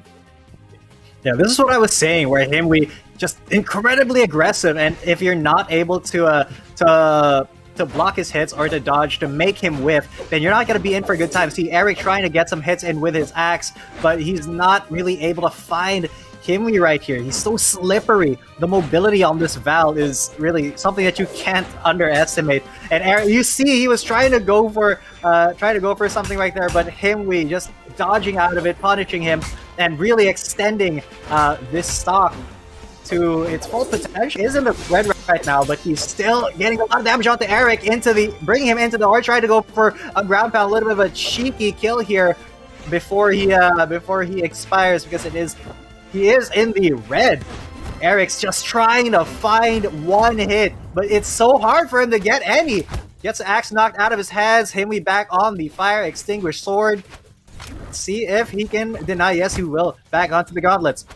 Eric, desperation here. He's gonna look for this spear, but he doesn't get it at all. Himwe still got that fire extinguisher, and this could be another kill. He dodges the weapon throw again.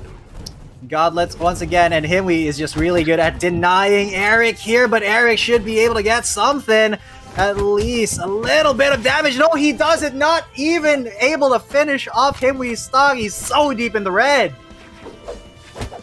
A great kill from him. We're looking for that neutral air, like almost off the screen. That was slick, but that dare is going to finish it off, finish off Himwe's first stock. Eric is now a whole stock down, but it is better than being 2 stocks down. And with this axe, we've been saying it before, these like small strings at a time is going to build up the damage so fast. But Himwe has had full control for most of this game, you know, finding so much damage, so many strings. And these, especially these gauntlet ground pounds, you know, flinging them out on stage as like a bait. You know, Himwe is feeling good in this match. Playing the sword right now is, you know, backing up a little bit, but it's actually doing Eric favors. You know, Eric's getting so many hits because Himwe is just sitting back and letting Eric come in. But that side light into the GC side sig is going to send him off. That ground pound's not going to do it. One more is not going to connect, but it's going to scare Eric off the wall enough that Nair is not going to connect, and Himwe is going to take a quick 2 stock for game 1, and Eric, he's going to need to figure something out because this is the lowest bracket, and this is still a best of 3. One more loss, and he is gone from the tournament. Yeah, loses quarters, man. We're in the what is this, top 6 now, and Eric, Bryn may be just a little bit too slow of a character. So yeah, good swap here into a Ninja Turtle, Raphael. But Himwe is, you know, he's just a little bit too aggressive, a little bit too slippery for the Bryn to deal with, I think. So Eric really has to, rethink his strategy, change his character, maybe even, you know, play a little bit differently, play a little bit more aggressive, match Himwe's aggression, and try to get more hits in than he was getting earlier. He still has the axe option if he wants, but I think he should be sticking with the Katars here. Yeah, these Katars are going to be doing a lot of work in the Gauntlet matchup, possibly in the Sword matchup too. And he's also on that 7 defense stance, which is going to make him survive just a little bit longer, unless he gets taken off stage, like in that last stock we saw. But looking at the start of the game, he's going in unarmed. He hasn't really looked for the weapon so far until just now, but he's found some couple hits, some good damage. He's on the axe to start, Himwe on the gauntlets. And now he's going to be looking for these dares, I imagine. If Himwe goes high, he'll be looking for the nairs, as any good axe player does. There we are, the dares as he slides past, sliding into and out of Himwe's DMs, grabbing this big damage lead at the start. There's another dare. If he finds a sidelight or a Seer, this could put Himwe in a very bad spot. Look how much damage is being built up right now. He actually doesn't catch Himwe's landing there, but that Seer, the movement mix-up is going to catch Himwe, get him off stage. One good hit is going to do it. That Enlight isn't going to catch. He's holding onto this axe, doesn't want to swap to the Katars. And he also doesn't want to challenge Himwe off stage if he can help it. But that dare is going to send Himwe off, and they are not going to have what it takes to get back. Eric taking stock 1 with a huge lead in this game. Yeah, Himwe should really put his foot down on the throttle here and be a little bit more aggressive as he was in, you know, that first stock of game 1. Because if you slow things down, that's only going to benefit Eric. He loves using that axe. He loves just fishing for those tiny strings to get big damage built up. He is in the red though, and Himwe, that recovery might have done it, but nah, Eric's still alive here. Swaps back to the axe. Should be able to get a couple of good hits in onto Himwe before he gets taken out, but no. It's barely any lead at all. He's barely in the yellow here, and Eric, he does have the advantage, goes for the Katars now. Yeah, we're going to need to see Eric build up the damage quickly. It's a very good start, you know, punishing that first dare from Himwe, building up some good 4 hits, I think it was. He's going to need to keep this going. You know, we don't want to see him fall behind, especially on this Raphael pick, where killing can be very hard to do it if the opponent is strong in the neutral game like Himwe is. But Himwe's sort of dancing around Eric right now until just then Eric has caught on, catching these dodges. Himwe's being pretty disrespectful with how they're coming in, you know, not really using dodge at all, sort of just running into Eric's face and seeing if Eric will hit them, like punish them for doing that. And it has built up so much damage in Eric's favor. That recovery punish is not going to be the kill. Very, very close. Yeah, that one should Beautifully. do it. That one will indeed be the kill. Eric with a big lead right now. We're going to need to see him, step it up a little bit. Yeah. I feel like changing the pace of this match was the priority for Eric, and he was able to slow it down enough and use his movement against Himwe in such a way that, look at this, he now has the lead, and he's getting these really big hits in. He's extending his stock, but not by too much, but being able to respond to Himwe's aggression like he is right now, because he did read him a little bit in that Bryn matchup. Although, yeah, he was in the red. Himwe will just be able to take that. But can he build up the damage here to make it even, or will Eric use his axe to already bring him almost to the red? Deep orange for Himwe. Definitely using that axe, as you were saying. Himwe's looking for, he's sort of just going to see if he can get these big strings or these big offstage plays. It's half working, but it's getting bits and pieces, but not the full thing that he's quite after. But he's sent Eric off stage right now. Eric is very clutch with these dodges. That should be the kill. One more hit is not going to be needed, actually. Himwe can't get back. That is going to be game 2 going to Eric. There is the game 3 that you were looking for, G10. There you go. Finally, something a little bit closer. Great reads by Eric, though, really. He read the way that Himwe was playing, slowed down the pace of the match, made it a lot more competitive, made it, it really was all about controlling the pace and not letting Himwe disrespect him by just going in again and again. Let's see if Himwe changes, though. Looks like he's thinking about it, but I'm fairly sure Eric stick with what you know, stick with what works, maybe, because that Ragnar Raphael custom, it did do him well last week as well. Yeah, it did do him well indeed. Eric did come 3rd last week, only losing to Vortex in the losers finals, and I'm not actually sure who it was in the winners finals, because he clawed his way back from even before top 8. I'm just looking at the lowest bracket. He came in, he beat Dot, he beat STC, he beat Himwe last week, and then he lost to Vortex in the lowest bracket. So this is going to be quite the run. He's beaten Himwe before, he could do it again. He's contemplating his character right now, but I imagine we'll see him stick to the Raphael, whereas Himwe is swapping to this Rayman, the level 24, going to be busting out, I imagine, a lot of axe down 6, based on what we've seen in the last game.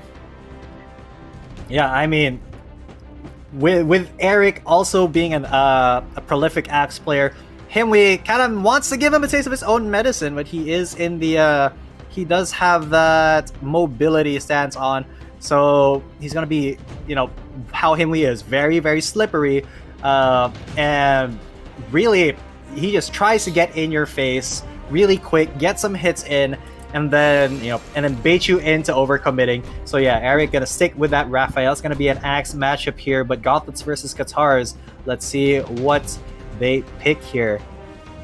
Of course, we have the usual suspects for maps. Possibly Demon Island. Usual suspect. Everybody loves these 3 maps, especially the Rayman will love the Demon Island, as the wall is so small that the axe downsig, pretty much covers the whole thing, so it can be very, very hard to recover. Eric accidentally banned Mammoth there when he did want to pick it. This is why we reset the map striking. Yeah. But we're going to be going into this with the Raphael versus the Rayman, the Ragnar crossover. Eric versus Himwe, game 3, the first game 3 of the night. Let's get into it. Finally. Alright, so we do have Mammoth Island. The first weapon will be going to Eric. He's got the Katars. Now Himwe has to be a little bit careful here. He's got the gauntlets. He hasn't landed a single hit. As I say that once again, the caster curse. He gets the hit in, but it's not enough. He just gets a single hit. And look at this. They're just using mobility, dashing around each other, not even really trying to go for too much. Himwe finally finds his axe, but can he use it to to good effect against Eric here. It's a question. He hasn't been able to land a single hit until he does. Right there, as I say, he hasn't. Once again, I should really just stop talking about that.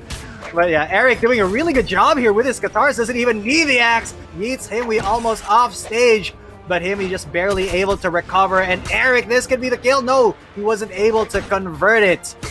But Himwe already into the deep red. Eric is looking for the kill. Yeah. And there it is. Yep, that's going to be the first stock going over to Eric. He's not at too much of a damage himself, so it is a pretty good position. Not if he takes his axe hits, that recovery is going to send him low. The ground pound's not going to connect. He is going to make it back onto stage.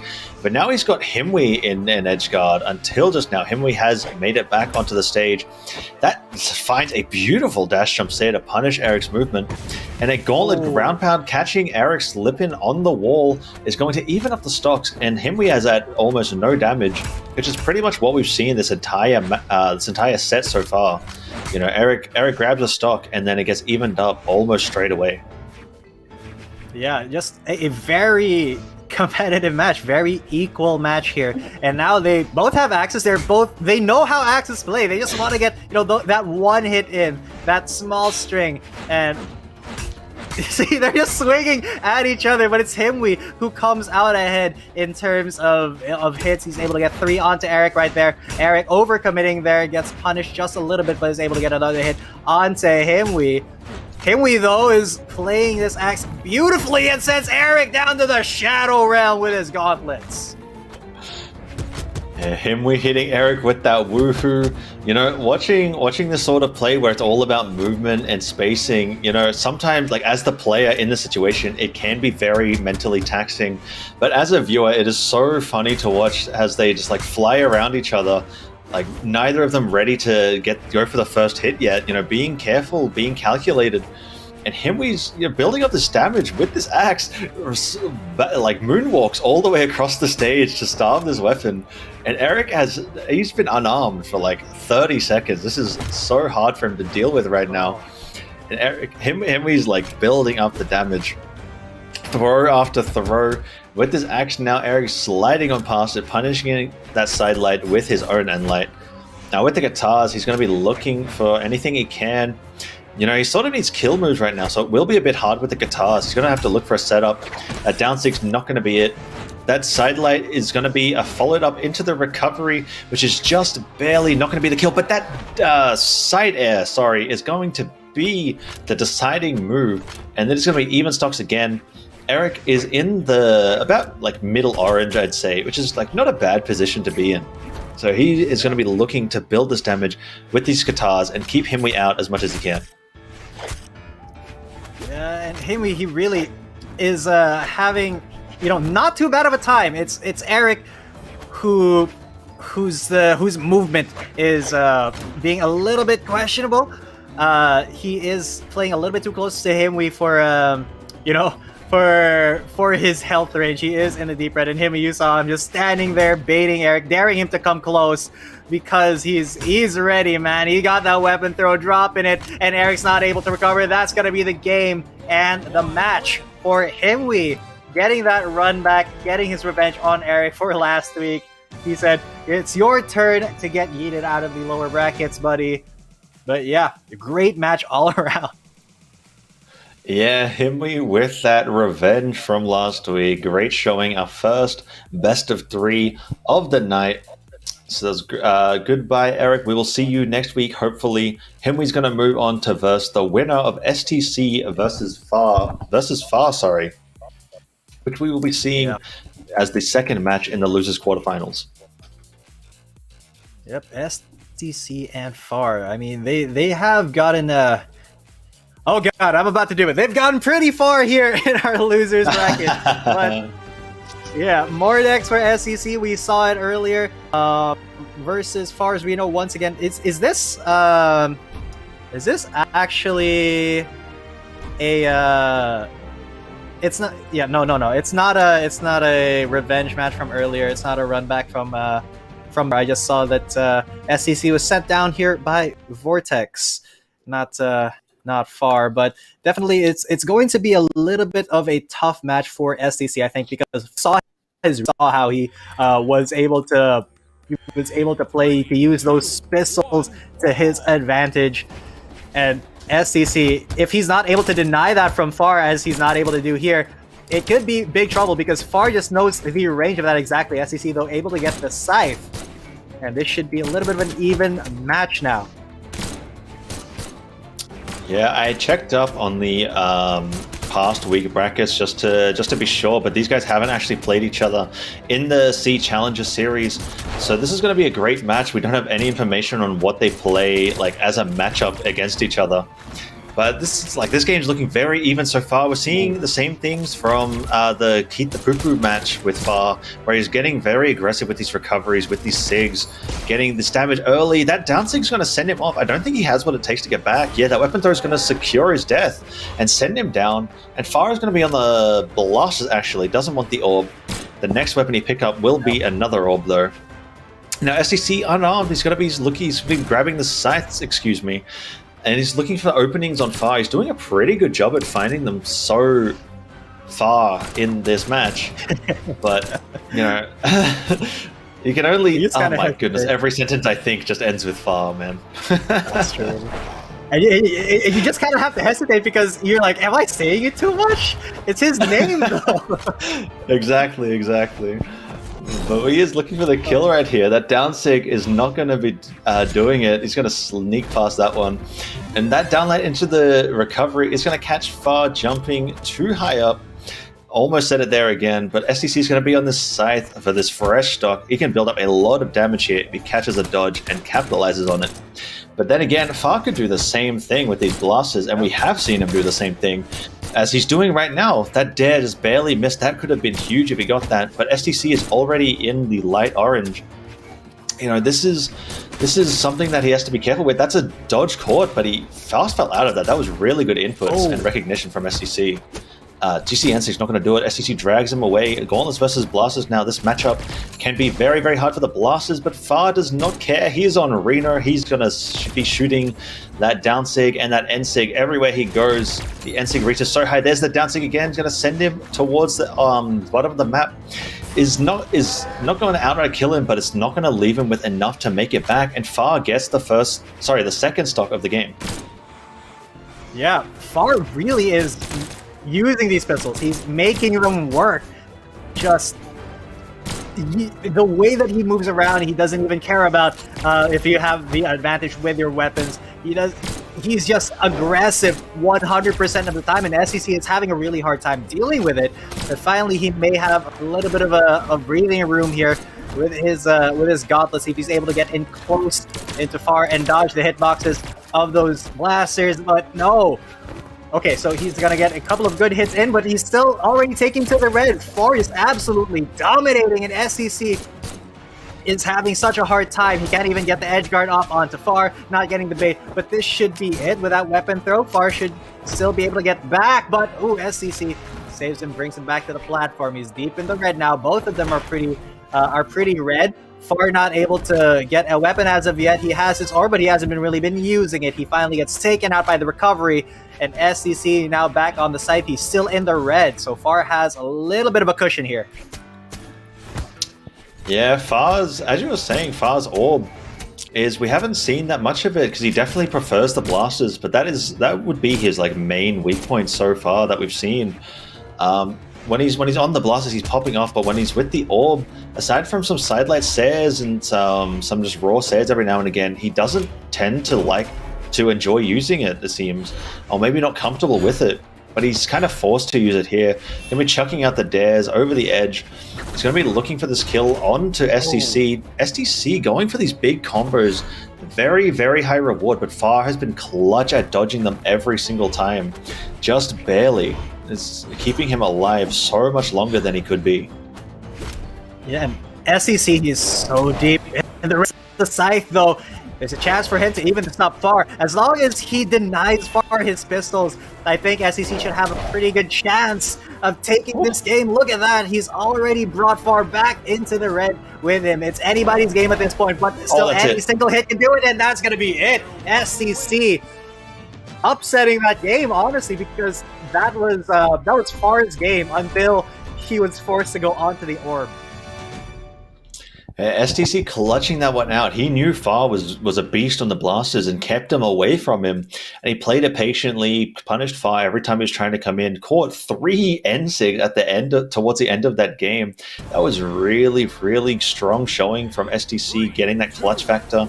So we're going into game 2, switching over to Apocalypse. Far gets the first hit with the unarmed and the second hit, but he is, as I said, unarmed until now. He's got the blasters.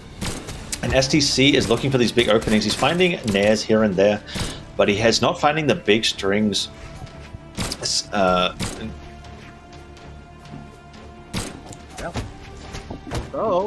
Far, he's still he is going to take a couple of big hits here.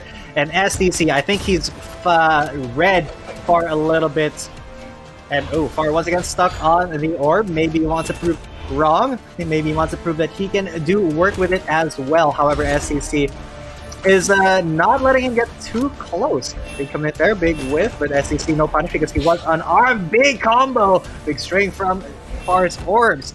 Now SCC though back onto the platform. Can he use his gauntlets? Not quite yet. Is this far enough? She should still be able to recover. Far not able to edge guard him. And of course, he's not going to risk it too much. Considering that he's already in the red himself, but Far is so deep in the red. He is maroon right now. He's almost brown. It's anybody's game, but that's going to be it. The orb will get the kill. Far just saying, you know what? I'm going to prove wrong. I can play with this too. See, he lets go of the pistols. Yeah, it looks like he actually wants to stick with the orb for now. Maybe it's the matchup, or maybe he just wants to, show off with the orb, but it's doing okay. That's his dodge caught. STC needs to capitalize on this. He gets the nair, but that's not going to be the kill option. And this is what really hurt him in that other game. That side sig is going to be the kill. It's going to even up the stocks, but the damage is a little bit behind. As he's on these gauntlets, Far is back on the orb. And, he's as long as he's not on the blasters, that he's so comfortable with, STC's got a pretty good shot at evening this up. If he can just find any hit, Far is avoiding everything right now. Yeah, not a single hit landed onto Far, but I'm sure, as soon as I say that, Far gets hit. All I gotta do is say it, guys, and it's gonna happen. But yeah, he's still got his orbs on him. STC though, like a beast, is just evening it up. Using his gauntlets to full effect here, dodging Far's orb and getting in close. Far finally saying, you know what, I've had enough. Let's go back to the pistols. I actually want to win this time. And SCC, he's going to have a little bit of a harder time because that's exactly what's going to happen if you try to get close to Far while he has his pistols up.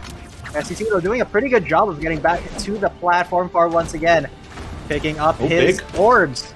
Ooh, that was almost really good for STC. That could have been a kill right there, but no big commitment to the recovery because that was a very whiff punishable move. And you don't want to whiff when you're this low. As I say that, he does exactly that. He whiffs, and Far's punishing him very well. Let's see if Far can extend this stock just a little bit. Man, I was getting so tense watching these fights, it's so close all the time. But then STC lost his stock and the game didn't end. I was very confused because I thought they lost this. I thought it was on the last stock already just because there's so much action going on. So many hits being landed, especially like on both ends. STC's taking the damage right now, but that it was down sig or a side sig. I didn't actually see which one it was. It's going to be taking off fast stock. Now we're on the scythe. Now STC, he can do this. He just needs to be confident and aware with his punishes when he catches Far's dodge. And here he is. He's going for the more aggression, being more proactive. He's building up good damage because of it. Finding openings onto Far, doesn't quite get that dodge read. Was very close. Now he's going to drag him off. Lands the end light, lands the side light. Doesn't quite get the recovery. Gets punished for it. And now Far has got him in the edge guard. Both players back on stage. Far is unarmed, playing against the side. That is very, very dangerous, but that clutch dash jump recovery is going to keep him in the game. And now he's on the blasters, his big weapon. We'll see if he goes for more down sigs that he was finding so much success with, or if he'll be looking for something else like the side lights, the down lights, Or maybe SDC will just say none of them. He's going to drag him off stage.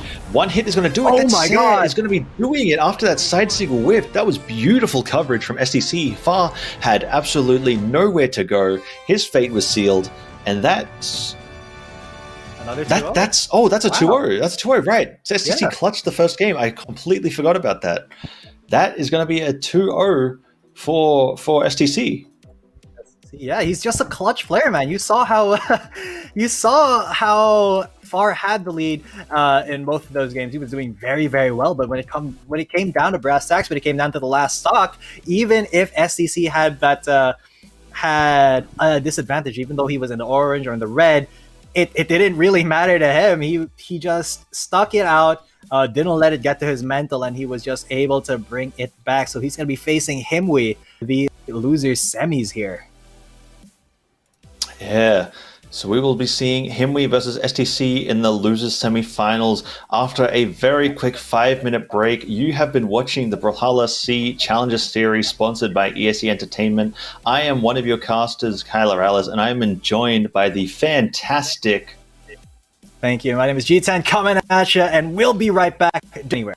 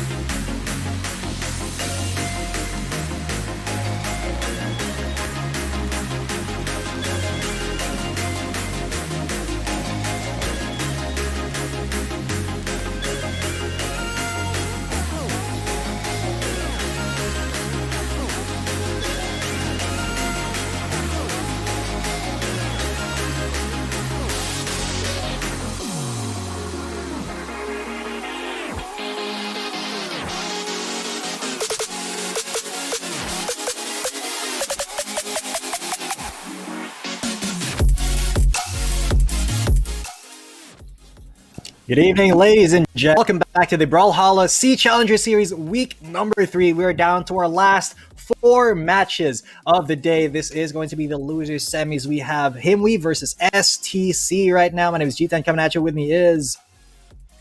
I'm Kyle Morales, and you can see on the screen right now the amazing top 8 we have seen so far. We have in the winner's side, Vortex leading over STC, Tiger taking over Eric, Himwe in the lowest, I can't even speak. In the lowest side, Himwe versus Jerry K, taking the 2-0 over that. Far with the 2-0 over Keith the Poo Poo.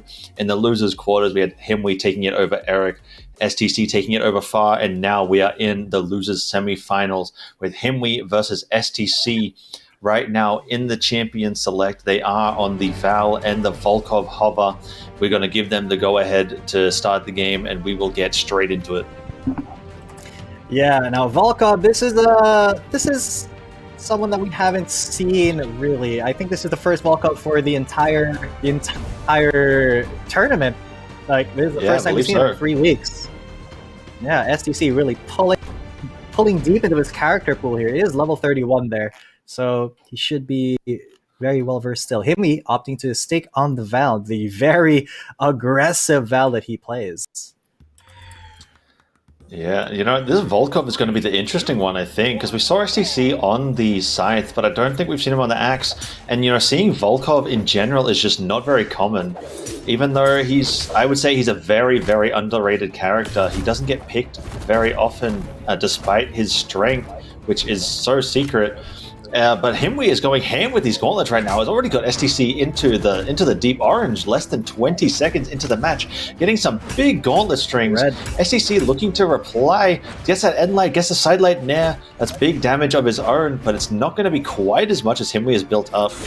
Himwe's going, I like that they're guiding these side lights and then they're looking to chase their opponent every time. It's really good to see. That time, STC is mixing up how he's reacting when he gets hit by that side light, making it very hard to read, very hard to punish. Ooh. So Himwe's actually given up and swapped to the sword. That recovery, beautiful, following STC, tracking him down. It's going to take him out, and he is going to stick with the sword on STC's second stock. Oh, yeah. STC here, okay, so no weapon for him. Himwe's doing a really good job of just denying the weapons from him, but finally STC should be a Scythe here. Yes, he does. And Himwe, with his gauntlets, maybe not the best matchup with a Scythe. Oh my god, this could be it. No, Himwe should be able to recover unless STC is able to edge guard him. Himwe gets some good hits, but there it is. He gets spiked down the weapon throw. Himwe's still in it. He's refusing to die, refusing to fall off the stage. Gets his sword, extending this stock so much, already bringing STC to the orange. STC can't close out. He really can't. He's trying his best. He's going for some big hits, but Himwe is just refusing to say die. Look at that. He's still getting some hits and dodges STC. He has to close this stock out because he's already in the red himself. Himwe is just a breath away from death at this point. And okay, STC finally going for the axe. This is going to be good if he can clutch it up, but it doesn't look like he can. Himwe though, oh my god, clutching out a knock before he even goes down. Man, and all that stemmed from Himwe's clutch, unarmed neutral air, letting him get back onto the stage earlier on that wall. And now STC, he keeps going for these soft sidelights with the Scythe, but he really needs to use the hard version so he can get the kill rather than just send him off. But that Ensig is going to be the answer that he's looking for. It's going to even up the stocks, but sorry, not even up the stocks. He's going to take Himwe's first stock while he himself is on his last. But he's sticking with this Scythe now. He's got to be finding as much damage as he can because he is so far behind right now. And Himwe, we keep seeing this when they get their lead. They start toying with their opponent, and we're seeing that in full force right here. Himwe though, it doesn't look like he's toying at all. It looks like he's wanting to close it out. Already STC on the red. Himwe goes for the sword range. But STC not wanting to go down as of yet, tries to go for the edge guard, but gets punished for it. He overcommits, and Himwe with 2 stocks left. Maybe Volkov not the best pick right here versus an incredible player like Himwe. Yeah, maybe not the answer, but he picked it straight away regardless. He actually hopped off, so he might be reconsidering that one. But there's like STC has moments where he looks like an absolute beast. He just needs to get them more consistent, and he has a great shot at winning the set. But Himwe, so aggressive, so dominant in their games that they've been playing.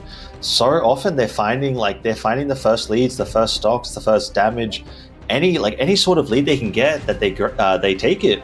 Even the first weapon. I think almost every game, if not every game, we've been seeing them grab the first weapon right off the bat.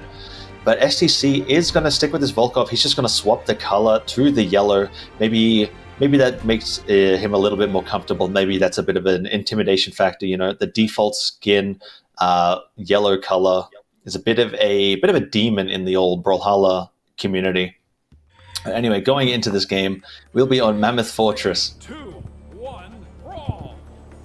All right, so Mammoth Fortress, and Himwe once again gets the first weapon. This is a start. Okay, at least SCC is able to respond and get his axe before Himwe is really able to deny him any more weapons.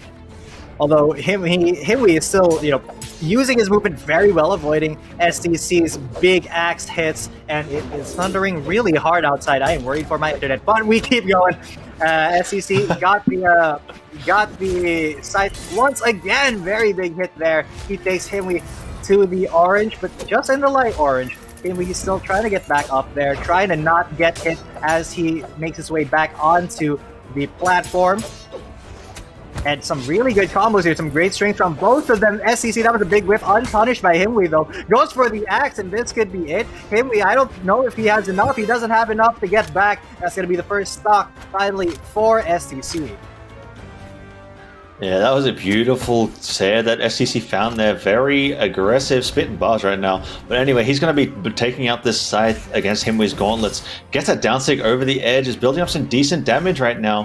Himwe has to find this kill. That should be it. That's not going to do it, actually. The downlight recovery just barely not enough. But one more of those will do it. That sidelight into recovery caught SCC's dodge. That will be the kill.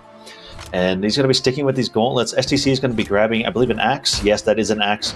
Gets the downlight, and he's going to be looking to wall out Himwe as much as he can. But he has to be careful on this edge. Get back on the stage as quick as he can, because gauntlets are no joke on the offstage gameplay. So much of their kit is just built around, playing that offstage game. Especially with axe, with such a slow weapon. What are these reads, STC? Oh, wow. That was insane. He didn't quite get the last hit that he was looking for, but that was unique, to say the least. Yep, you can safely say that SCC is very literate. You saw his reading prowess there, but can he get back onto the platform? Yes, he can. Himwe not able to deny him, not able to edgeguard him, but I am very impressed with how Himwe was able to build his lead back up from that first stock taken by SCC. Now he's just kind of trying to bait SCC to come back into him, and that's going to be the stock for Himwe. Once again, look how aggressive he's being against SCC.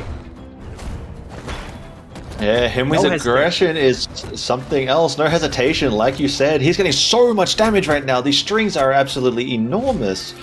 STC is landing the dare, and he's looking for the down sig. It's not going to quite it. That nair's not going to do it either. That's not a kill move unless you're at the absolute top of the map.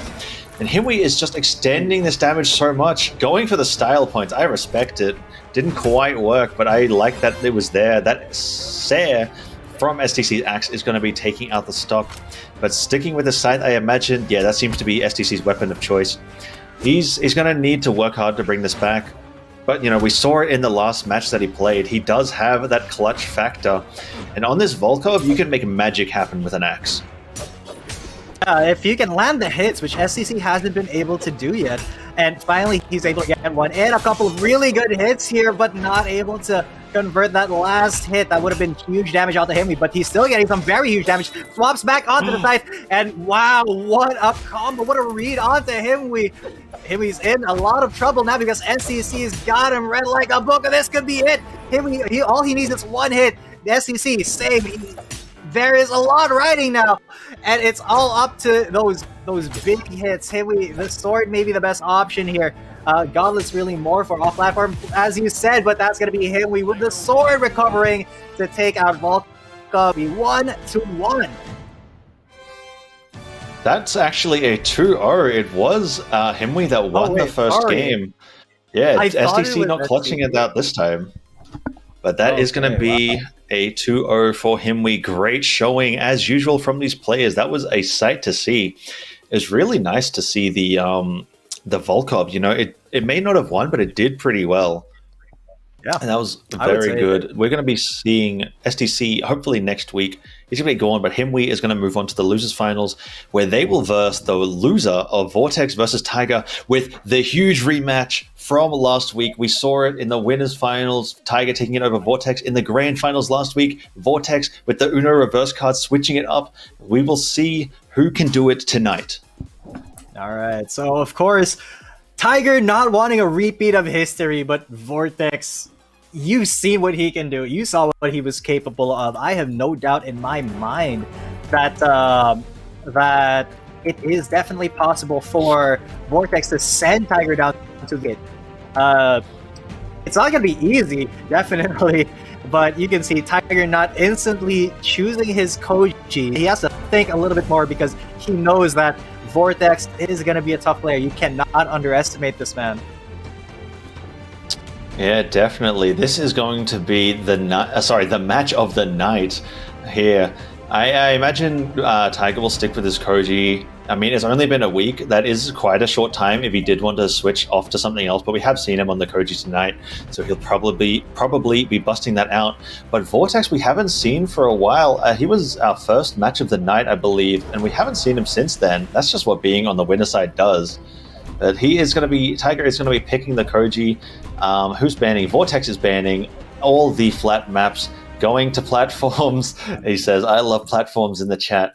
We know he does. We know Tiger is ready to take him back with the revenge from last week.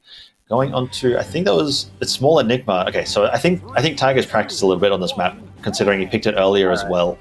So going into this match, Vortex with the first hit, gets a nair, gets a silent recovery with the gauntlets, gets another nair, big damage lead for the start. Tiger is kind of getting run down. He's already in the light orange. He's in the middle orange now. But we can see him start to do Tiger things if he gets one opening where he will just hit you continuously for 20 seconds straight and take the stock. Yeah, we've seen that happen again and again, but now he's already been brought to the red. Vortex, you know, his own playstyle has been the demise of Tiger in last week. Let's see if Tiger is able to read him a little bit, and yes, he is. As soon as Vortex goes for that sword, look at how many hits Tiger is landing on him, brings him down to the orange, but he's still in the red, the deep red, and oh my god, this should be it. The first stock, not as quick as Tiger's, but that was something like a 46-second stock there for Vortex. Yeah, very early stock, even when it wasn't in Tiger's favor this time. That is really strong showing at the start. One more hit could do it. He's not going to be able to find that recovery. He does get the side light. That Sair, absolute max range Sair. That's Tiger spacing. And that bow down air is going to be taking Vortex's head, sending him blasting to the bottom of the screen. And we are in a absolutely dead even game. Tiger with a weapon, Vortex looking for one. He does find the sword after taking a hit from Tiger, and now we're back to neutral, dancing around these platforms. Beautiful spacing from Tiger, punishes that GC downlight, I believe it was, and now he has all the control. Vortex is on the back foot, while Tiger was pushing him into the corner. He's got him off stage here. That downlight, oh, that was so close to hitting. That could have been a kill and would have spelled disaster for Vortex. But Vortex with the double sidelight string, beautiful. Tiger with this N sig. I am stuttering so much. I apologize. There's just so much going on. These players are incredible. But Tiger needs to find this kill right now, extend this stock as much as he can. He's finding nair after nair, but those take a while to kill. That downlight recovery should do it. Yes, that is going to do it. That is a very clean punish from Tiger, and he is in the lead in this game one. Yeah, already in the... we're kind of seeing the Tiger that we know and love here. Of course, he's not going to be phased by Vortex, but that is some really good damage. He's in the red now, and what an edge guard from Vortex. Dead even game. One stock to one stock, no damage on either. And man, if there's anybody who can stand up to Tiger, it is Vortex 100%. Now it's a sword fight, and they're gonna go off platform for just a little bit. He dodges the ground pound. And Tiger is just... He is in a lot of trouble here because Vortex... It feels like he's got Tiger's number right here. He knows what to do and where to go. It seems like he's done a lot of homework on this man. Yeah, he's had a lot of control in this game. He's got Tiger into the orange already. That N-Sig is going to swing him over to the other side of this map. But Tiger, he's looking for a weapon right now. It's really hard for him to get in on Vortex because Vortex's neutral is also so good. He's looking for these sidelight strings, not quite finding them, but he does find that downlight combo, And now he got Tiger to the top of the map, but couldn't quite find the kill. Now he's got the sword. He's probably going to be looking for a lot of N-Sigs, maybe a lot of downlights, as Tiger has to be very careful making his way back on the stage with every engage that he's got. A sword sidelight is not going to be a kill option, so he's safe there. A fully charged bow side sig is not going to be quite the answer you're looking for against someone of Vortex's caliber. And he is stuffing out recovery after recovery here. Wow, what a clean downlight ledge cancelled at the top soft platform, catching out Tiger's bow recovery, and that's going to be a kill, with Vortex immediately switching over to the Koji and Tiger switching over to the Raphael. What's going on here, G10? Oh my god, I'm kind of dazed and confused here, Kyler, because Koji is, it's a champion. It's Tiger's character, but my lord, has Vortex just been taking him to task. This is such a good matchup, honestly. Tiger versus Vortex. This is probably the classic matchup now in SEA Brawlhalla because, this is kind of like, not a David versus Goliath, but it's kind of like, I don't know, Pacquiao versus Mayweather or something. These two are just incredible.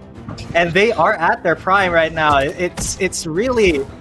I have no idea who's going to win, but right now, it's Tiger who is in the red, and he's getting red so hard by Vortex. Look at that. Everywhere Tiger tries to go, Vortex is there with him. Vortex trying to go for the kill right here, but Tiger makes it back on the platform. Risky down. Oh my goodness. Oh my god, he can turn around, and he does! From red health, he brought Vortex down and was able to edge guard him amazingly. Oh no. Also, another even up almost instantly. Tiger just sprinted straight into that one, got stomped on the head after such a sick turnaround with the guitars on the offstage. But just like last game, we're dead even on the second stock. Both players looking for weapons.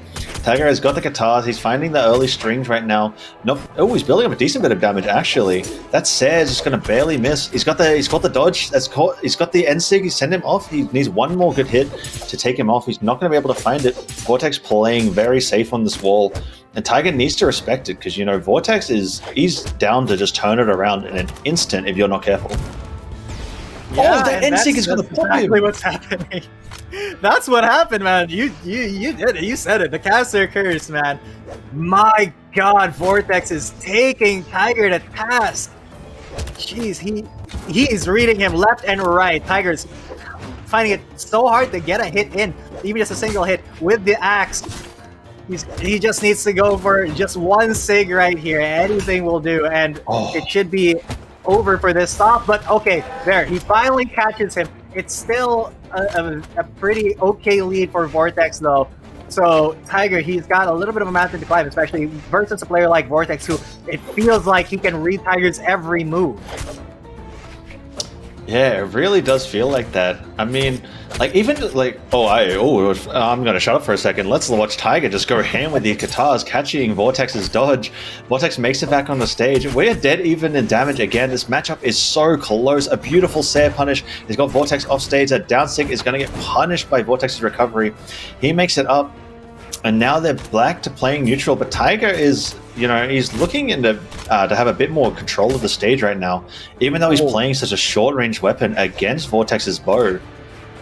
And he's looking for this right now. That side sig is going to do it. That's going to be taking the last stock and the first win of the set in Tiger's favor. Absolute max range on that side sig, and he's gonna guitar solo his way into victory there. All right, 1-1. What an intense match, and if this is what we have, if this is what we have coming up for us in the grand finals, if this is the matchup coming into the grand finals, then you guys are in for some really good Brawlhalla. And Definitely. I don't even play Brawlhalla that much, and I am enjoying immensely just because this is so even and it's so high level. Vortex versus Tiger, guys. This is the classic match to watch in Southeast Asia, and Vortex already taking a pretty good lead right here. Look at his combos. He's teaching Tiger a thing or two about Koji right here. Yeah, he's saying, move over, old man, it's my time to shine. And this is kind of interesting, actually, that we're on Apocalypse, considering every other match, Vortex has been banning everything except Enigma, Great Hall, and Crystal Temple. And he left it open this time, and Tiger immediately went to it. It must have been the one map that he didn't... What kind of read is that? Tiger is made of something else, man. What was that, a dare into... I think it was a dare into downlight into a downsig, or maybe it was the other way around. Either way, it finished with a downsig, and that was a king read. But it is going to get... His recovery is going to get stopped out by that weapon throw after the bow down air from Vortex. Man, once again, absolutely dead even game. This matchup is so good to watch. These players are so close to each other in terms of skill, and in terms of reads, it is so good, man. Yeah, my God. And Tiger, he may be tasting his first losers bracket here. Man, Vortex, I don't know. He's just jeez. Tiger is he's kind of confused too. He doesn't he knows what he has to do, but he's just getting dodged at every turn. Look at the movement, Vortex. He's doing Tiger things to Tiger himself, and Tiger already in the red. Can Vortex get this edge guard? No, Tiger is able to get back onto the platform, but he does take a pretty good hit as he gets back on. Unarmed, not enough to kill, but he does get his bow back. It's so dead even. And Tiger, what a catch! He held that for so long that Vortex just kind of ran into it. Now they're both in the red. And it could be Vortex who gets this stock, but it could also be Tiger. No! Oh my God, it's so close! Tiger just refusing to die, already in the maroon here. But he still can get this. Oh, unlucky. Man, absolute king movement. You love to see it. This Raphael pick is doing so much work for him. He's probably going to look for an NC here. Doesn't quite. He gets Vortex's dodge, but doesn't capitalize off it. It's just going to reset to stage and take the advantage that he has. But Vortex is stuck in this corner, and he needs to find Tiger's stock quickly. That's not going to do it. Actually, he drops the downline into the recovery. That is going to come back to bite him, as Tiger's going to get huge damage right here. I shouldn't have said anything. Once again, I cursed him, and he is now dead. It is my fault. Now, Vortex is going to be running in with his bow. Sorry, Tiger. I am sorry, my man Tiger. But Vortex is going to be going off stage with his bow. Yeah, it is legit just cast a curse. We control the game, But anyway, we are back onto the main stage. Axe versus bow, a very rough matchup, but Tiger's going to make it work. He's going to send Vortex off stage again. It'll be incredible if Vortex wins this game, because he has spent pretty much the entire time on the back foot in the corner of the stage. Oh, he has nothing left. He didn't touch. This is going to be one good hit, and it's going to end it. He's going to send him high with the recovery, realizing that it's going to be too hard to get the kill. But Tiger is very quick at catching these dodges. That neutral sig is going to catch Vortex dodging up and over, and that is going to send him off the side of the screen, bouncing off the stage and still killing him. And that is going to be a 2-1 for Tiger. I forgot it was a best of 3. Yeah, no losers bracket for Tiger today. He's not going to taste that as of yet. He's going to send Vortex back down. But of course, we saw this last week, guys. This is exactly what happened last week. Tiger sent Vortex down. Vortex fought his way back up and into the grands. Let's see if Vortex can repeat that feat, though, because he did get 2 best of 5s in a row versus Tiger last week, which was such a feat. It was honestly amazing to watch if you guys didn't see last week. Let's see, though, because it will still be... He still has to get past Himwe, who in his own right is an amazing player. Yeah, Himwe is indeed incredible, but just before we get into that match, it has been so hype. Thank you very much to ESE Entertainment for sponsoring this Brawlhalla SEA Challenger Series. But before we get into the match, we are going to have a quick 5-minute break just to prepare for the amount of hype we are about to experience. I am Kyler Alice, and I have been joined by the wonderful and fantastic G10 coming at ya. Don't go anywhere, guys. We're going to the losers finals next.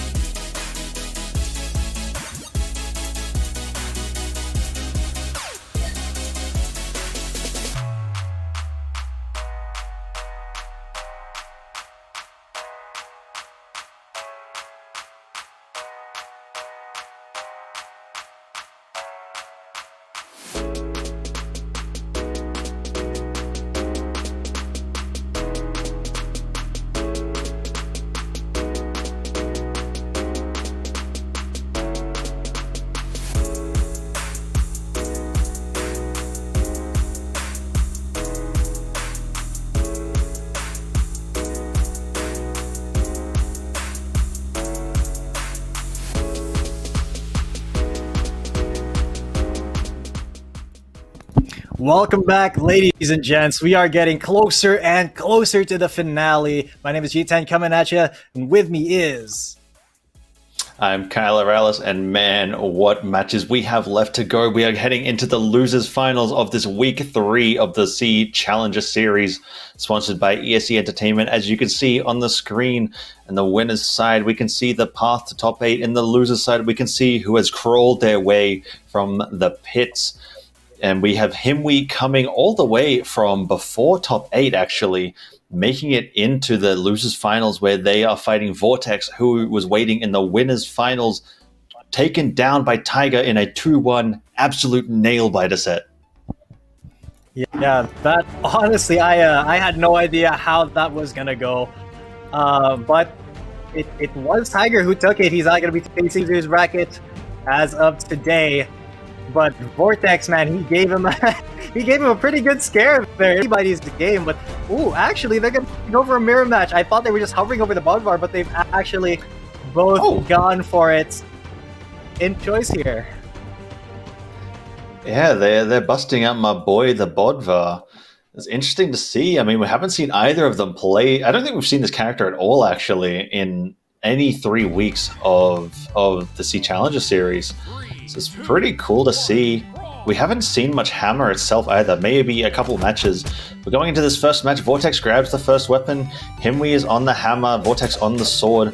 Vortex finding this downlight into the dare, into the recovery, has got Himwe off stage, gets that downlight into the down sig, sends Himwe off stage with a quick early kill, looking for it. Doesn't quite find it, but Himwe's landed one hit until just then. But now is finding big damage with the hammer. Such a big, scary weapon. One hit could do this if Himwe is not careful here. That side tick is just barely not going to do it. Not going to connect, sorry. But that is what I was talking about. That weapon throw should be able to do it. One more hit is all Vortex needs. Himwe actually perfectly times their dodge and gets back. But that down sig is not going to do it again. Vortex has got Himwe off stage. Himwe comes back. It now has the control of the weapons. Even though they are at such a big damage deficit, that downlight recovery is barely not going to do it. That beautiful spot dodge turning into a GC downlight into the Nair from Vortex is going to take the first stock. And Himwe's going in off stage. Vortex killed him. Vortex has killed him. It just slid to the other side of the stage. That was incredible. And he's going to dance on him like it's nothing. Man, this is a great match already. Oh my god. Himwe kind of really overcommitted. And Vortex, he had the perfect answer to the question that Himwe was posing. But now can he come back? Not enough to recover. He's still got a huge lead though. Already got Himwe down to the yellow. And he's very healthy in his second stock still. But that was such a huge mistake from Himwe. It could cost him in this entire game here. Man, what a string that was. What a string that was from Vortex, answering Himwe's interesting string. Going for the first half of the Russian Mafia was too low damage to actually convert it into the combo. Man, these guys are going for something else. That was something to get hit by. Vortex is going to take a quick 2-stock win in that game. I think the Bodvar mirror is going to be a little bit in Vortex's favor, but they're going to go straight back into it. They're going to... Wow. I'm gonna keep with Bodvar, but that was interesting to say the least. But geez, that was like 2 minutes and 5 seconds or something for Himwe to win that. Yeah. For Vortex to win that. Himwe, he just absolutely got read to. He got taught how to read there by Vortex. This is a teacher-student kind of thing. Himwe's in kindergarten, and Vortex is teaching him his ABCs. With his sword right now, he's not getting hit too much. He doesn't plan on getting hit too much with this hammer, but Himwe, oh my god, look at all the strings coming out from Vortex. Himwe, though, trying to answer back. He's not going to be able to. And my god, already getting yeeted down. He is going to get saved right there. Vortex says, you know what, I'm not going to do you as dirty this time, but if you try to come and edge guard me, this could be the demise of Himwe here. Oh, he's going to get sent to the top, though, not the bottom. One more hit should do it. This hammer is so powerful, does so much damage. He bounces Himwe off the ground to the top of the stage. Man, what is going on? What a sick set. I love this. Oh, that instinct is gonna do it. Vortex not knowing where to go gets caught by the back end of it. Man, this is the best set of the night. I'm calling it right now. I am loving this so much. Okay, Himwe finally dodges the stomp into the bear, but gets caught by the side light into the bear. Probably gonna go for that orange. Yep, there it is. Doesn't quite connect. Vortex is woke and he is aware.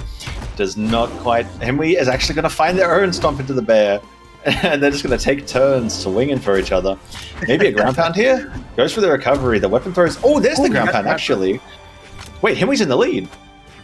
Yeah, I didn't think that would actually hit, but somehow Himwe finds himself a stock up. If he can extend the stock by as much as he can, he is just in the orange. He can take this to game 3. Vortex he's trying his best. He has to eliminate Himwe right now. He knows the weapon throw and the weapon. He's doing his best, but he can get countered really hard right here by Himwe. He's just playing off stage. A little bit of a breather here for Vortex. And Himwe was just not allowing him to get anything done there.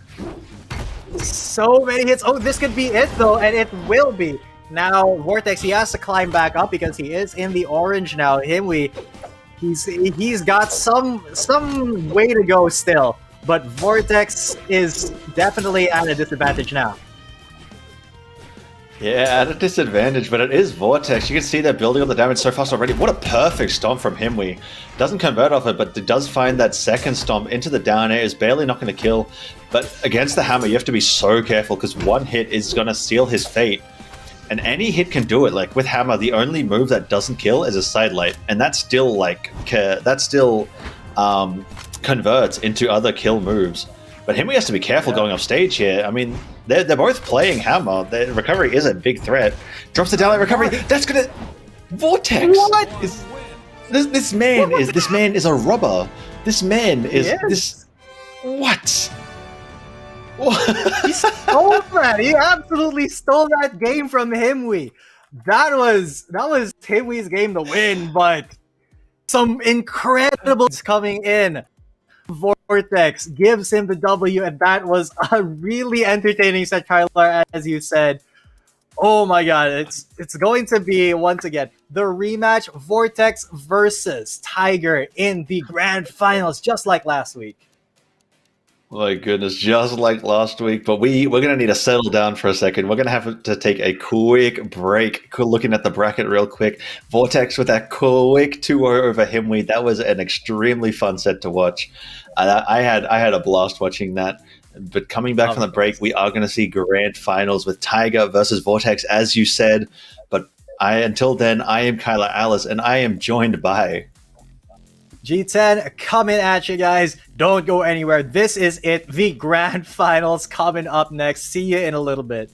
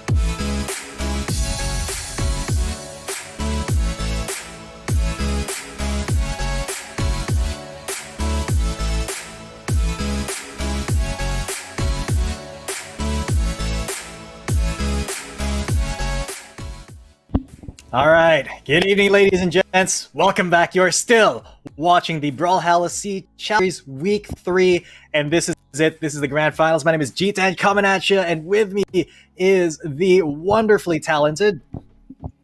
I'm Kyler Alice, and man, we have a grand finals to see tonight. We have Vortex versus Tiger getting the run back from last week, where we saw Vortex losing in the winners finals, but then coming back with a 6-1 victory in the grand finals.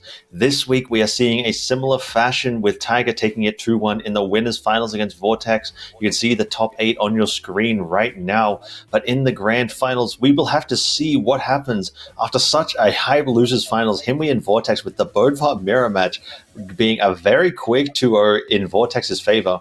And he is hovering the Xavier Woods for this game 1 of grand finals, which is a Bodvar crossover. Yeah, and man, his Bodvar was, I'm going to say it was pretty clean in that mirror match versus Himwe that we just saw. Man, Xavier Woods of WWE fame, he's going to go up against the famed Koji with the Tengu custom that we have been so accustomed to seeing coming from Tiger. This is potentially our last match. Of course, this is a best of 5 with a reset if Vortex does in the first best of 5. So, you know, if this goes the way of last week, then Vortex will have a little bit of a long night ahead of him. And Tiger, he's going to have to be on his toes in this matchup. He's been bamboozled by Vortex before. Yeah, he could have to be careful. I mean, that winners final set was so close. He just barely clutched it out with the Raphael versus the character that I forget as Vortex was playing. But anywho, we're going to be going into this match: Xavier Woods versus Koji. Oh, right. It was the Koji. Raphael versus Koji. It was very close, but we're going into Small Enigma. We're going to be seeing who grabs the first weapon, who gets the first stock. We'll see if the patterns continue that we saw from earlier, and it will be Vortex with his first sword, Tiger with his own sword, and this matchup, it's all about the neutral game. As we can see, Tiger is rolling over it so far.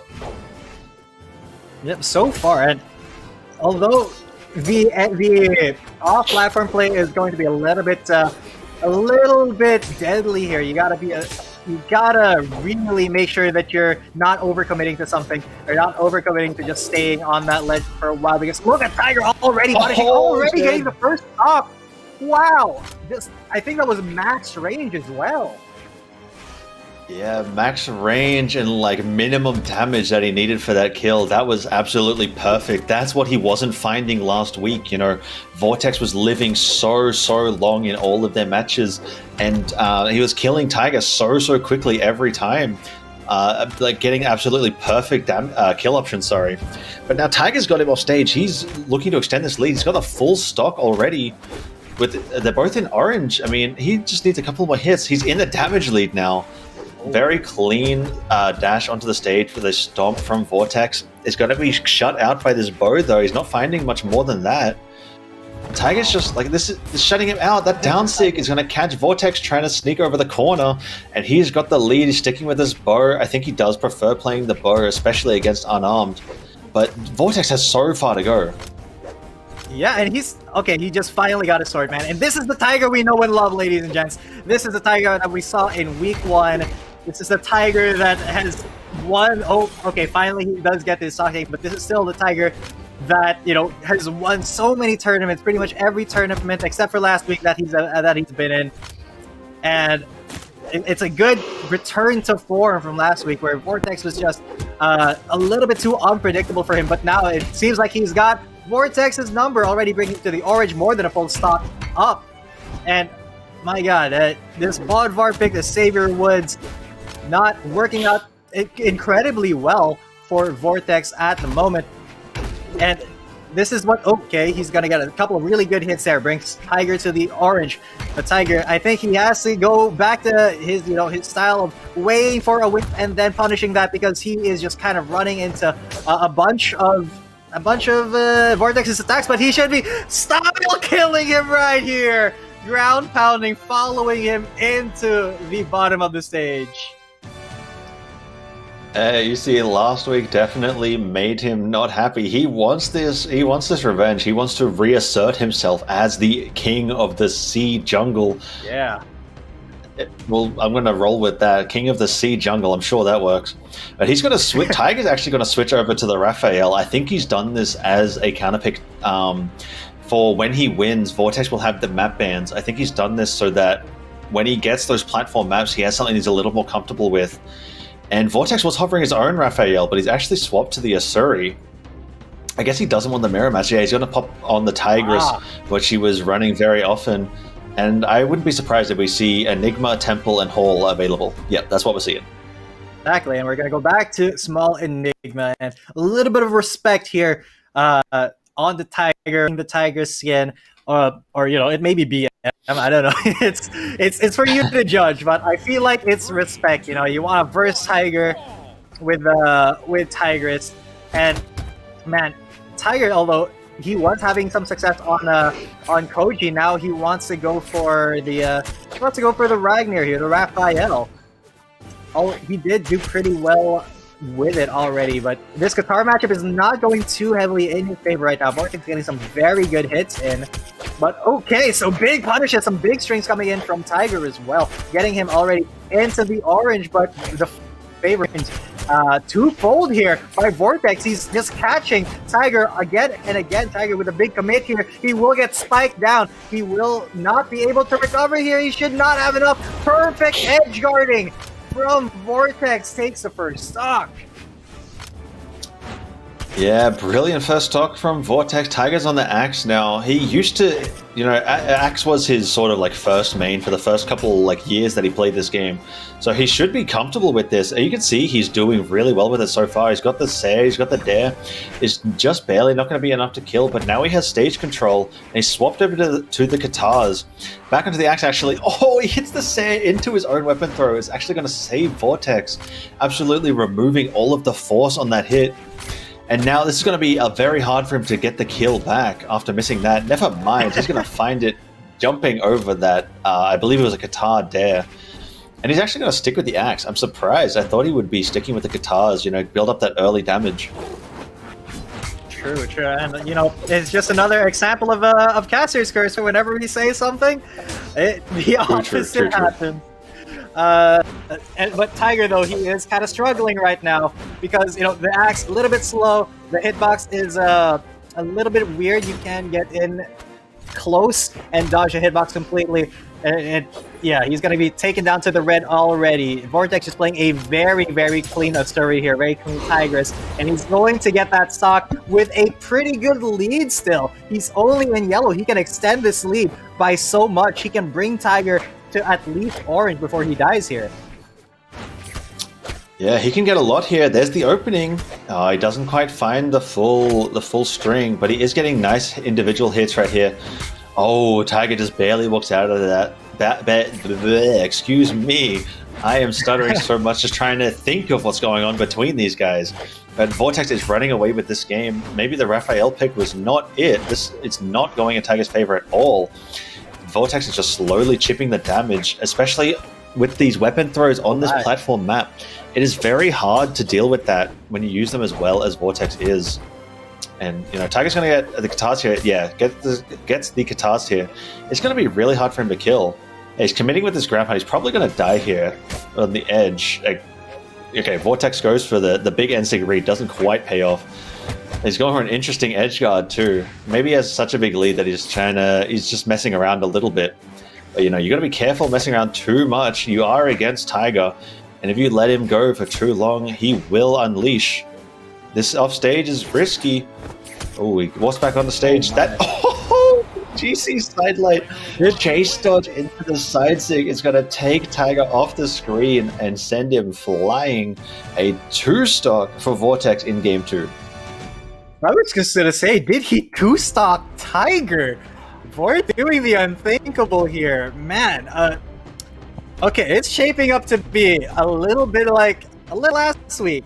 Although I'm very, very sure that Tiger is not going to take that lying down at all. All right, switching back to the Koji. And I think he should have just stayed with the Koji, honestly, because in the first week, the second week, his Koji was doing very well against, Asuri's that he ran into throughout the brackets. But now, okay, he will get the first weapon, the first sword of the match. He will be able to deny it, go back to his preferred bow, and Vortex he will find his Qatar finally, but he has taken a little bit of damage already into the yellows. But he does find some really good hits here, and this is something that Tiger's opponents don't seem to be able to do a lot, but Vortex has been able to do, is just find hits and time his movement correctly to be able to hit Tiger. But Tiger as well, you remember, this man is a master. He gets that half charge side sig to do some very big damage, already bringing Vortex to the red here, trying to go for the edge guard. A little bit risky if you overcommit, but he does have a pretty substantial lead. He's not even an orange yet, and this could be the kill, and it will be a 50-second stock for Tiger. Yeah, classic Tiger, 50-second stock. He had a lot of call-outs. Like, he was just calling out exactly where Vortex was going to go. Some of them didn't. Wow, what a side air. That's going to be the stock. Oh my. An instant turnaround from Vortex. That second side air was absolutely insane. But anyway, I forgot what I was saying. Right. I forgot it again. Forget it. We'll just go into this match. Vortex is looking to starve Tiger from the weapons with his guitars, but now with the sword, he's going to just get juggled nair after nair after nair. Finds it down lane, but actually drops the combo. And Tiger is in total control right now in this game. Gets a backdash on that for that side six, so he was a little bit slow, but what he was there, what he was going for it. He had the right idea. That's what I was saying before. We got so many call-outs on Vortex, exactly where he was going to go. Some of them barely didn't connect, but he knew he had the reads. He was extremely literate, we'll say. Yes. He's downloaded Vortex. Last week really lit the fire in him, and he wants to reclaim this title. Yeah, but of course Vortex not gonna take it. He's not gonna make it easy. He's already in the maroon, but once again, like last week, he's not dying. He's already brought Tiger back out to red with him, and oh god, look at this edge guard as well. He eats Tiger down. He's still in the maroon. Very, very deep red Tiger. He's gotta be fuming right now. He's gotta be he wants to off so he can have a clean stock and just have that pure 1v1 for the last stock, and he does. He doesn't get hit at all. He's gonna throw this bow. He's gonna go grab the sword, and will he stick with it? Yes, he will. And man, Vortex, it's now just a sword fight. These guys, they're gonna be going at each other's throats. It's so close, this game, this match, this matchup. It's like watching, just two incredibly talented players going up against each other. Top 1 and top 2 definitely of C right now. Yeah, there's like this. Look at what's going on. There's so many call-outs, like that side sig and the bow side sig from earlier, the bow down sig from earlier. All of these things, Tiger's just calling him out raw, calling out strings where he's not going to dodge, and he's finding so much success. But Vortex making it back a little bit, is slowly working his way in, especially with his weapon throws, giving himself a lot of coverage. That just barely saved himself there again. But now he has to watch out for the end sigs as he's trying to come down from above. But he has come back. Now Tiger with his own weapon throws. Oh wow, that recovery killed. That must have been like a perfect damage to kill. That was so late. He was in the air for so long before he actually disappeared off the top. That must have been perfect. Yeah, there was no room for error there. That was just the perfect amount of damage, and with that, Vortex takes the lead in this best of 5.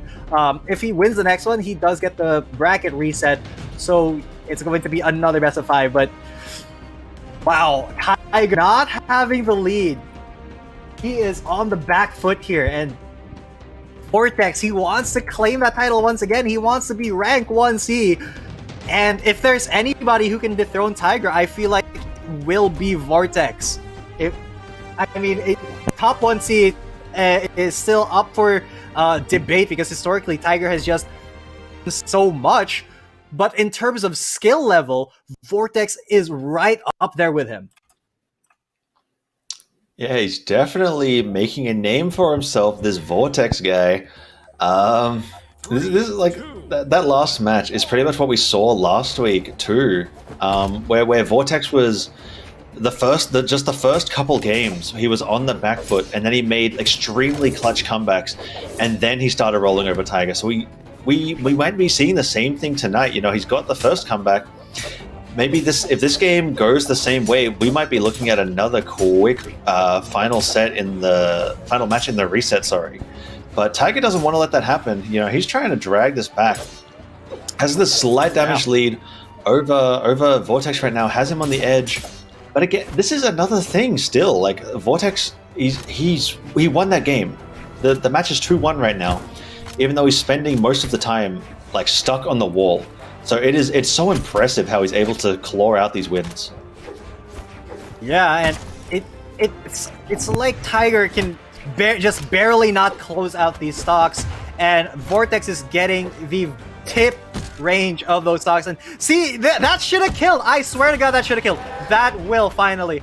But you see how difficult it is for Tiger to actually get the kill onto Vortex, and Vortex, you know, he's either getting incredibly calculated kills or is just getting very lucky when he does get Tiger.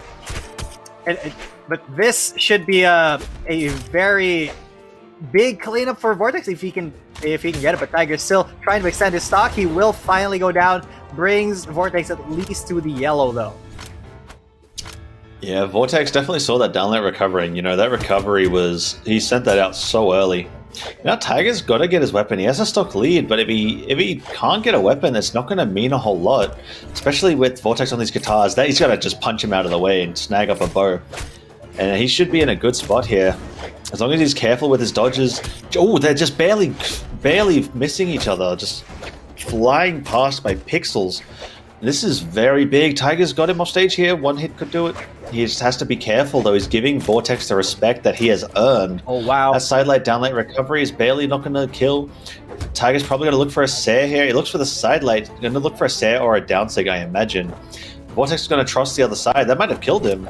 No, Tiger's not going to even bother trying the edge guard. He doesn't want to risk it against such a strong player. Yeah, that's a mistake that he's made before, and not one that he's likely to repeat again now that it's happened to him. Because, you know, Vortex, if you challenge him in that offstage, okay, so finally he gets that stock. But if you challenge Vortex in the offstage, then you have to be ready. You have to be on your toes. You have to be reading him, because he is such a strong offstage player as well that even Tiger has a lot of trouble dealing with him. So just not risking that is going to be the play here. Great adjustment by Tiger, but oh, he's going to get spiked down. And once again, we're going on to the final stock for both. Tiger has a tiny lead, but Vortex can turn this around at any moment. He really can, especially on this Asuri, on these guitars. We've seen him do it before. We saw him do it just last game. But Tiger is not going to go down without a fight, but he's not finding much of a fight. You know, Vortex is just forcing it out of him. Tiger does manage to sneak past and hit him with that neutral air, And he's picked up the sword. This is going to be a very different matchup. Oh, Vortex is just barely getting outspaced perfectly. That's no dodge. This could be a kill. That Sair is just barely too low. He's going to downlight Sair him off the stage again. He has to be careful here. Oh, he just barely mistimes the downlight. That's going to give Vortex another chance. That could be everything Vortex needs. Yeah, I don't think Tiger touched. Yeah, he didn't touch. He only has a dodge left. And he's going to... Vortex covered the wall so perfectly after catching everything Tiger had left. And that's going to be the bracket reset in Vortex's favor again. Both players on 0-0 now. Oh, wow, Vortex. He's looking for the repeat. He's looking for a history to repeat itself. Tiger dropping a best of 5 with just one game won.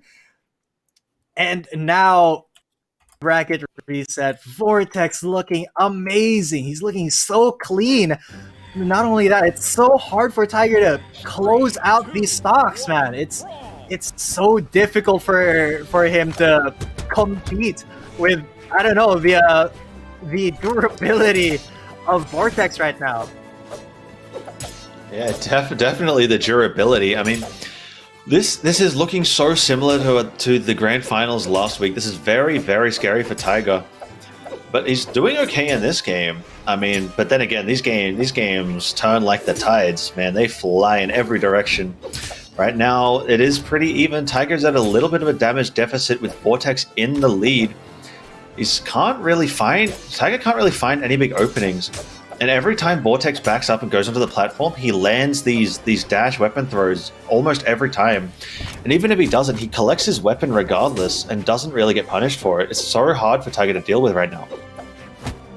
Yeah, oh, Tiger, he is already deep in the red. The movement from Vortex is so clean right now. That recovery could have done it, but Tiger was just barely, I think, just barely touching the exit point for that. But oh lord, it's so hard for it. Look at that, such a desperate move, an instant punish from Vortex gets him the first stock just in the orange. He can still do quite a lot of damage to Tiger right here. He's gonna go switch with the Qatars, not even giving Tiger any time to think. Finally he gets his bow, but will it be enough? Look at the hits that he's landing though. This could be it. No, it's not, just barely not. Vortex lives once again, but Tiger is trying to just close this stock out, just barely not able to land back onto the ledge. Gets the stock off of Vortex there. Man, I was so scared when Tiger missed that hit that Vortex was about to just turn it around on him. But Tiger does actually make it through that time, and Vortex will lose his stock. Going into this match, oh, there's the neutral from Vortex. Oh, Tiger just barely misses that downlight too early, gets stuffed out by the sidelight. Vortex with a huge read on that downlight, actually. That was a huge call out. That was sick with that ground pound. Downlight staring Tiger off the stage. If he gets caught by a downlight here, he could die, but he does sneak past using his magical Tiger powers. Baiting with the downlight, he likes to jump ground pound straight after as like a whiff cover. It's so fast and hard to punish, especially when you're playing online like this. Oh, this is intense. Oh my god, it's so intense. They're just dancing around each other, and that is going to be Vortex catching Tiger once again. Just reading him like a book. My god, Vortex is doing so much work right now, but alright, Tiger, he has to close out the stock. He has to even it up. He has to make it 1-1 without him being damaged at all, because Vortex, if you give him an inch, he will take that green mile from you.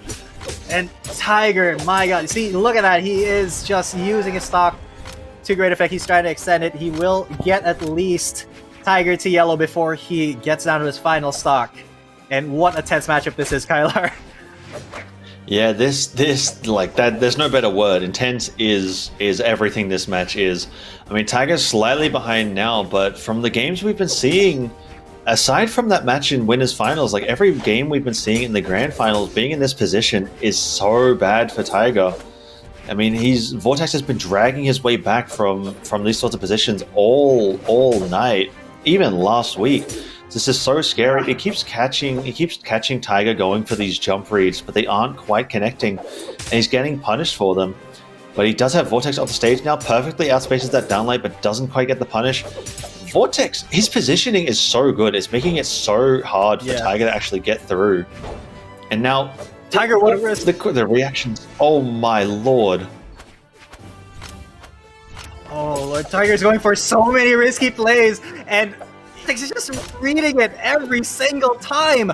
My god, what a good player. Oh, I thought that was gonna be it. Vortex gonna bit the dust right there, but Tiger, he just needs a couple of good hits. He doesn't quite get it right there, but now he has to be careful as well. He is deep in the red, but he's still going to be able to get it. Unarmed kill, and he gets his first win against Vortex's Asuri tonight, because in the last matchup, he won only against Vortex's Bodvar. The Asuri in the last best of 5 was undefeated. Man, what a Chad way to end the game. That was such a sick read from Tiger, knowing that Vortex was going to sit right there where he could get the dash side heavy. Like, he's not going to expect that, especially with how safe Tiger was playing. You know, in that situation, everyone's going to play so reserved. They don't want to risk it. But Tiger, he knew exactly what Vortex would be thinking. Caught him with that side heavy. That was brilliant. And now he has the lead in this set, going up 1-0. Both players, this is do or die. They've got one more set before the tournament is over, regardless of who wins or loses. Yeah, this is the last set. And, interesting choice. He is going to bust out his Bryn. This was not his OG main from 2015, but after the Terrors in 2015, he moved to the Bryn in 2016. All of 2016 until early 2017, he was on the Bryn. This was his character. This was who he went like hundreds of games undefeated in ranked with. This was his like first character that really dominated tournaments back in the day. It is so awesome to see him back on it. And Vortex has swapped back to the Koji, which he lost to the Raphael on in the winners finals. Yeah, oh man, this is... Tiger has to dig deep right now because his Koji has kind of been sus out here by Vortex, having such a difficult time versus this player. And you know, Vortex's own Koji, we saw it. It was incredibly clean as well. So now these two, what an even match. What an intense match, guys. This is some of the best Brawlhalla you will ever see in Southeast Asia. Vortex versus Tiger. You saw it here first. And Tiger getting some incredible hits in. Vortex able to respond in kind as well. They're just trading hits left and right. Nobody has a clear advantage right now. Big risk by Tiger. But it was not punished as of yet. Goes for the axe now. Now he's going to start to look for those big one hits to just build up the damage and maybe try to go for an early stock here. Well, I say early, but it's all relative. He misses the weapon throw though, but can he deny? Yes, he can. There's no more energy for Vortex there, and the first stock will be going to Tiger. Man, what a sick start. Tiger does get the first stock in a very, very nice edge guard. But that was very close. Vortex is going to Serum off stage here. That weapon throw is going to do it. So that's another dead even game. This is just almost every game we see from these guys, you know. One of them gets the first stock, and then the other one evens up almost instantly, taking pretty much no damage.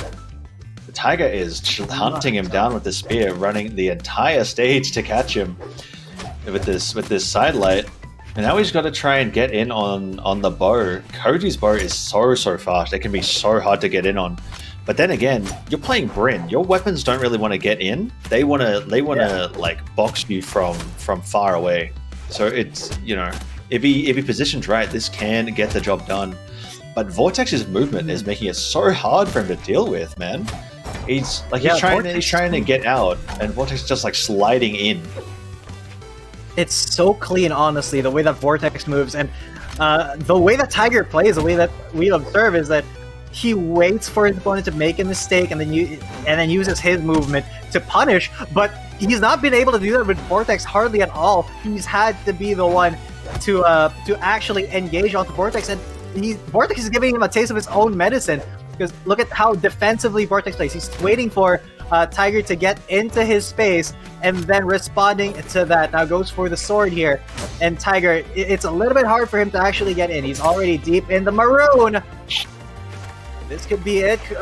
Vortex with the edge guard, not able to hit that weapon, not overcommitting to it, not wanting to give that stock over as he takes the stock from Tiger. Man, just perfect spacing from Vortex. This is actually incredible how well both players are playing right now. That down sig's going to catch him, not going to quite kill. That sig doesn't have the best force in the game, but that dare should be the setup. Yeah, that dare itself is going to be enough. Vortex is going to go down, and the stocks are going to be even up perfectly. No damage taken on either side. Tiger is going to stick with his axe where he can get those 1 or 2 big hits, but he's actually going to swap it out and go for the spear just to make sure he's getting the weapon starving onto Vortex. Now Vortex is going to try and find his way in with his bow again. But it's been almost 4 minutes of gameplay. I'm sure Tiger has enough time to have downloaded him a bit more and be a bit more aware of where he's going to be aiming his moves. Yeah, but even with the download, keep in mind that it's still a playstyle difference. And Tiger is getting a taste of his own medicine here with the way that Vortex is playing his Koji, because that's kind of what we've come to be familiar with Tiger's Koji. And look at the lead that is already been built here. Look at the strings coming in from Vortex. He is, putting Tiger in a vortex of pain right now. Already in the red, looking to close out this last stop of Tiger with his sword. But Tiger, of course, he's got the axe. If he can be patient, if he can find these 1 hits, these 2 hits, and build up that damage from there, and just exactly how he's doing right now, bringing Vortex already into the red with him. My God, such a close game. And Tiger, he goes for the lance. He does not get it. The spear does not get it quite yet. I said lance, but I meant spear. And oh my God, it's so close. Both at the red. 1 hit. That's it. It's gonna do it. That's gonna be it. Tiger's gonna get the lead here, 2-0. Oh my goodness, as soon as I saw Tiger whiff that set and Vortex, as soon as I saw him stop his momentum, I knew that was game over. That's going to be an end sig every day of the week from Tiger, and that is going to take him out. What is that? Is that 2-1 in the set? 2-0, actually. 2-0. 2-0? So far. Man. Yeah, 2-0 in this set. Wow, this is going crazy. This Bryn, it was looking a little bit dire, but he was fighting back. This is one of his original mains from back in the day. He is going to stick with this character. I imagine they'll go to Small Enigma, maybe Great Hall, but Vortex is actually going to switch to this Terrors. Interesting option. Not sure what sparked this, but maybe it's the axe. Maybe that's what he's looking at here. Maybe it's although Terrors is a very high risk, high reward character. Look at, he's got the axe and the hammer. It's two very slow weapons, but against a Bryn, it shouldn't be too big of an issue. However, man, what a deep character pool Vortex is showing. He's showed us, I think, 4 characters throughout the span of the day today. Yeah, Vortex kind of just like playing the whole roster. I swear he could just pick anyone and do well, but this is starting out pretty good for Tiger. This could be a kill. That side sig just barely gets dodged through by Vortex. This guy gets perfect dodges so often. It is incredible. Tiger's hunting him down. This is Bryn's specialty. Oh, wow. She may have axe and spear, but she has so much move speed that it makes up for it. That should be dead. 1 good hit is going to kill it. Oh, that Sam misses by a pixel. That recovery is going to send him to the wrong side of the stage. So he's going to live another day, but it is so close. A ground pound here should be enough. He's going to go for the dead, not quite going to do it, but that recovery to cover it is going to be the kill, and Tiger is in a huge lead right now. Yeah, Terra's not looking too hot for Vortex here. He's getting weapon denied, the Hagen back, and finally gets his own hammer. And Tiger, look at, he knows that he can dial up the aggression because he's versus Terra's. Oh no. He has to kind of calculate. Oh my God, look at the string! So many hits in a row. Tiger just taking Vortex to task, evening up the health, even though he's a full stock up, and now he's brought Vortex to red. What a combo! Oh my Lord! Did you see him juggle that weapon as well? Hitting Vortex, my God! Yeah, Vortex just jumped straight into that weapon. I guess he thought he had enough time to make it past, but he didn't in this time. Tiger had that planned out perfectly. Getting that end sig, wow, this is an entirely different game to what we've been seeing. Oh, just barely jumps over that recovery. He's going to live, going to chase him down with that side sig. 1 more hit's going to do it. That's it. That's over. That's dead. He doesn't even need to hit him. He's dead. Yeah, that GC down sig is going to be it. A 3-0 in the bracket reset for Tiger, swapping to the Bryn and absolutely dominating Vortex's Terrors in this match. 3-0 with an absolutely insane 3 stock at the end. That was quick as all hell. And once again, Tiger takes the top spot. He was once again king of the Southeast Asia jungle. There you see the grand final. He was 3-0 in that set, but important to note that Vortex did get that bracket reset. So it was definitely a much, much closer fight than you see in the brackets before you right now. Absolutely. The brackets, they tell a story, but they don't fill out all the details. But we can look at the bracket here, as we'll just give it a recap from before. Winners semifinals, Vortex with the 2-0 over STC, Tiger with the 2-0 over Eric. They met in the winners finals with Tiger taking it 2-1 over Vortex, while the losers bracket clawed their way through with Himwe meeting Vortex in the losers finals with a sweet, sweet Bodvar mirror match, ending with a 2-0 for Vortex, and the grand finals, which we just saw. Absolutely incredible. Congratulations to everybody who played, and thank you to all the players who came out and competed today. That was incredible. Yes, honestly, that was I think that was the most fun week we've had so far. There was just 100%. a lot of a lot of for the players. A lot of really fun things came out. That Bodvar mirror match in the losers final, that was pretty fun as well. And honestly, it is such an entertaining game to watch. This was such an entertaining week to watch. So many good matches, guys, and we are just going to have so much more next week that I'm already incredibly excited. My energy from the grand final still hasn't faded. I still haven't really processed that it's over. Man, and last week, week 4 will be the final week. It'll be a $2,000 prize pool, if I'm not mistaken. I am sorry if I am, but I think that's it. You're not. Oh man, week 4 is going to be absolutely nuts. We'll be seeing Tiger, we'll be seeing Vortex, we'll be seeing STC. Who else do we have? We had Himwe, Far, Eric, Jerry K, Keith the Poo Poo. We'll be seeing all them names again next week. And before we go, I just want to say a quick thank you again to the players. Congratulations to them, everyone who came out and competed. Thank you to them for joining in and making this such a great night. To the production staff, to my fellow caster G10, and also to the viewers.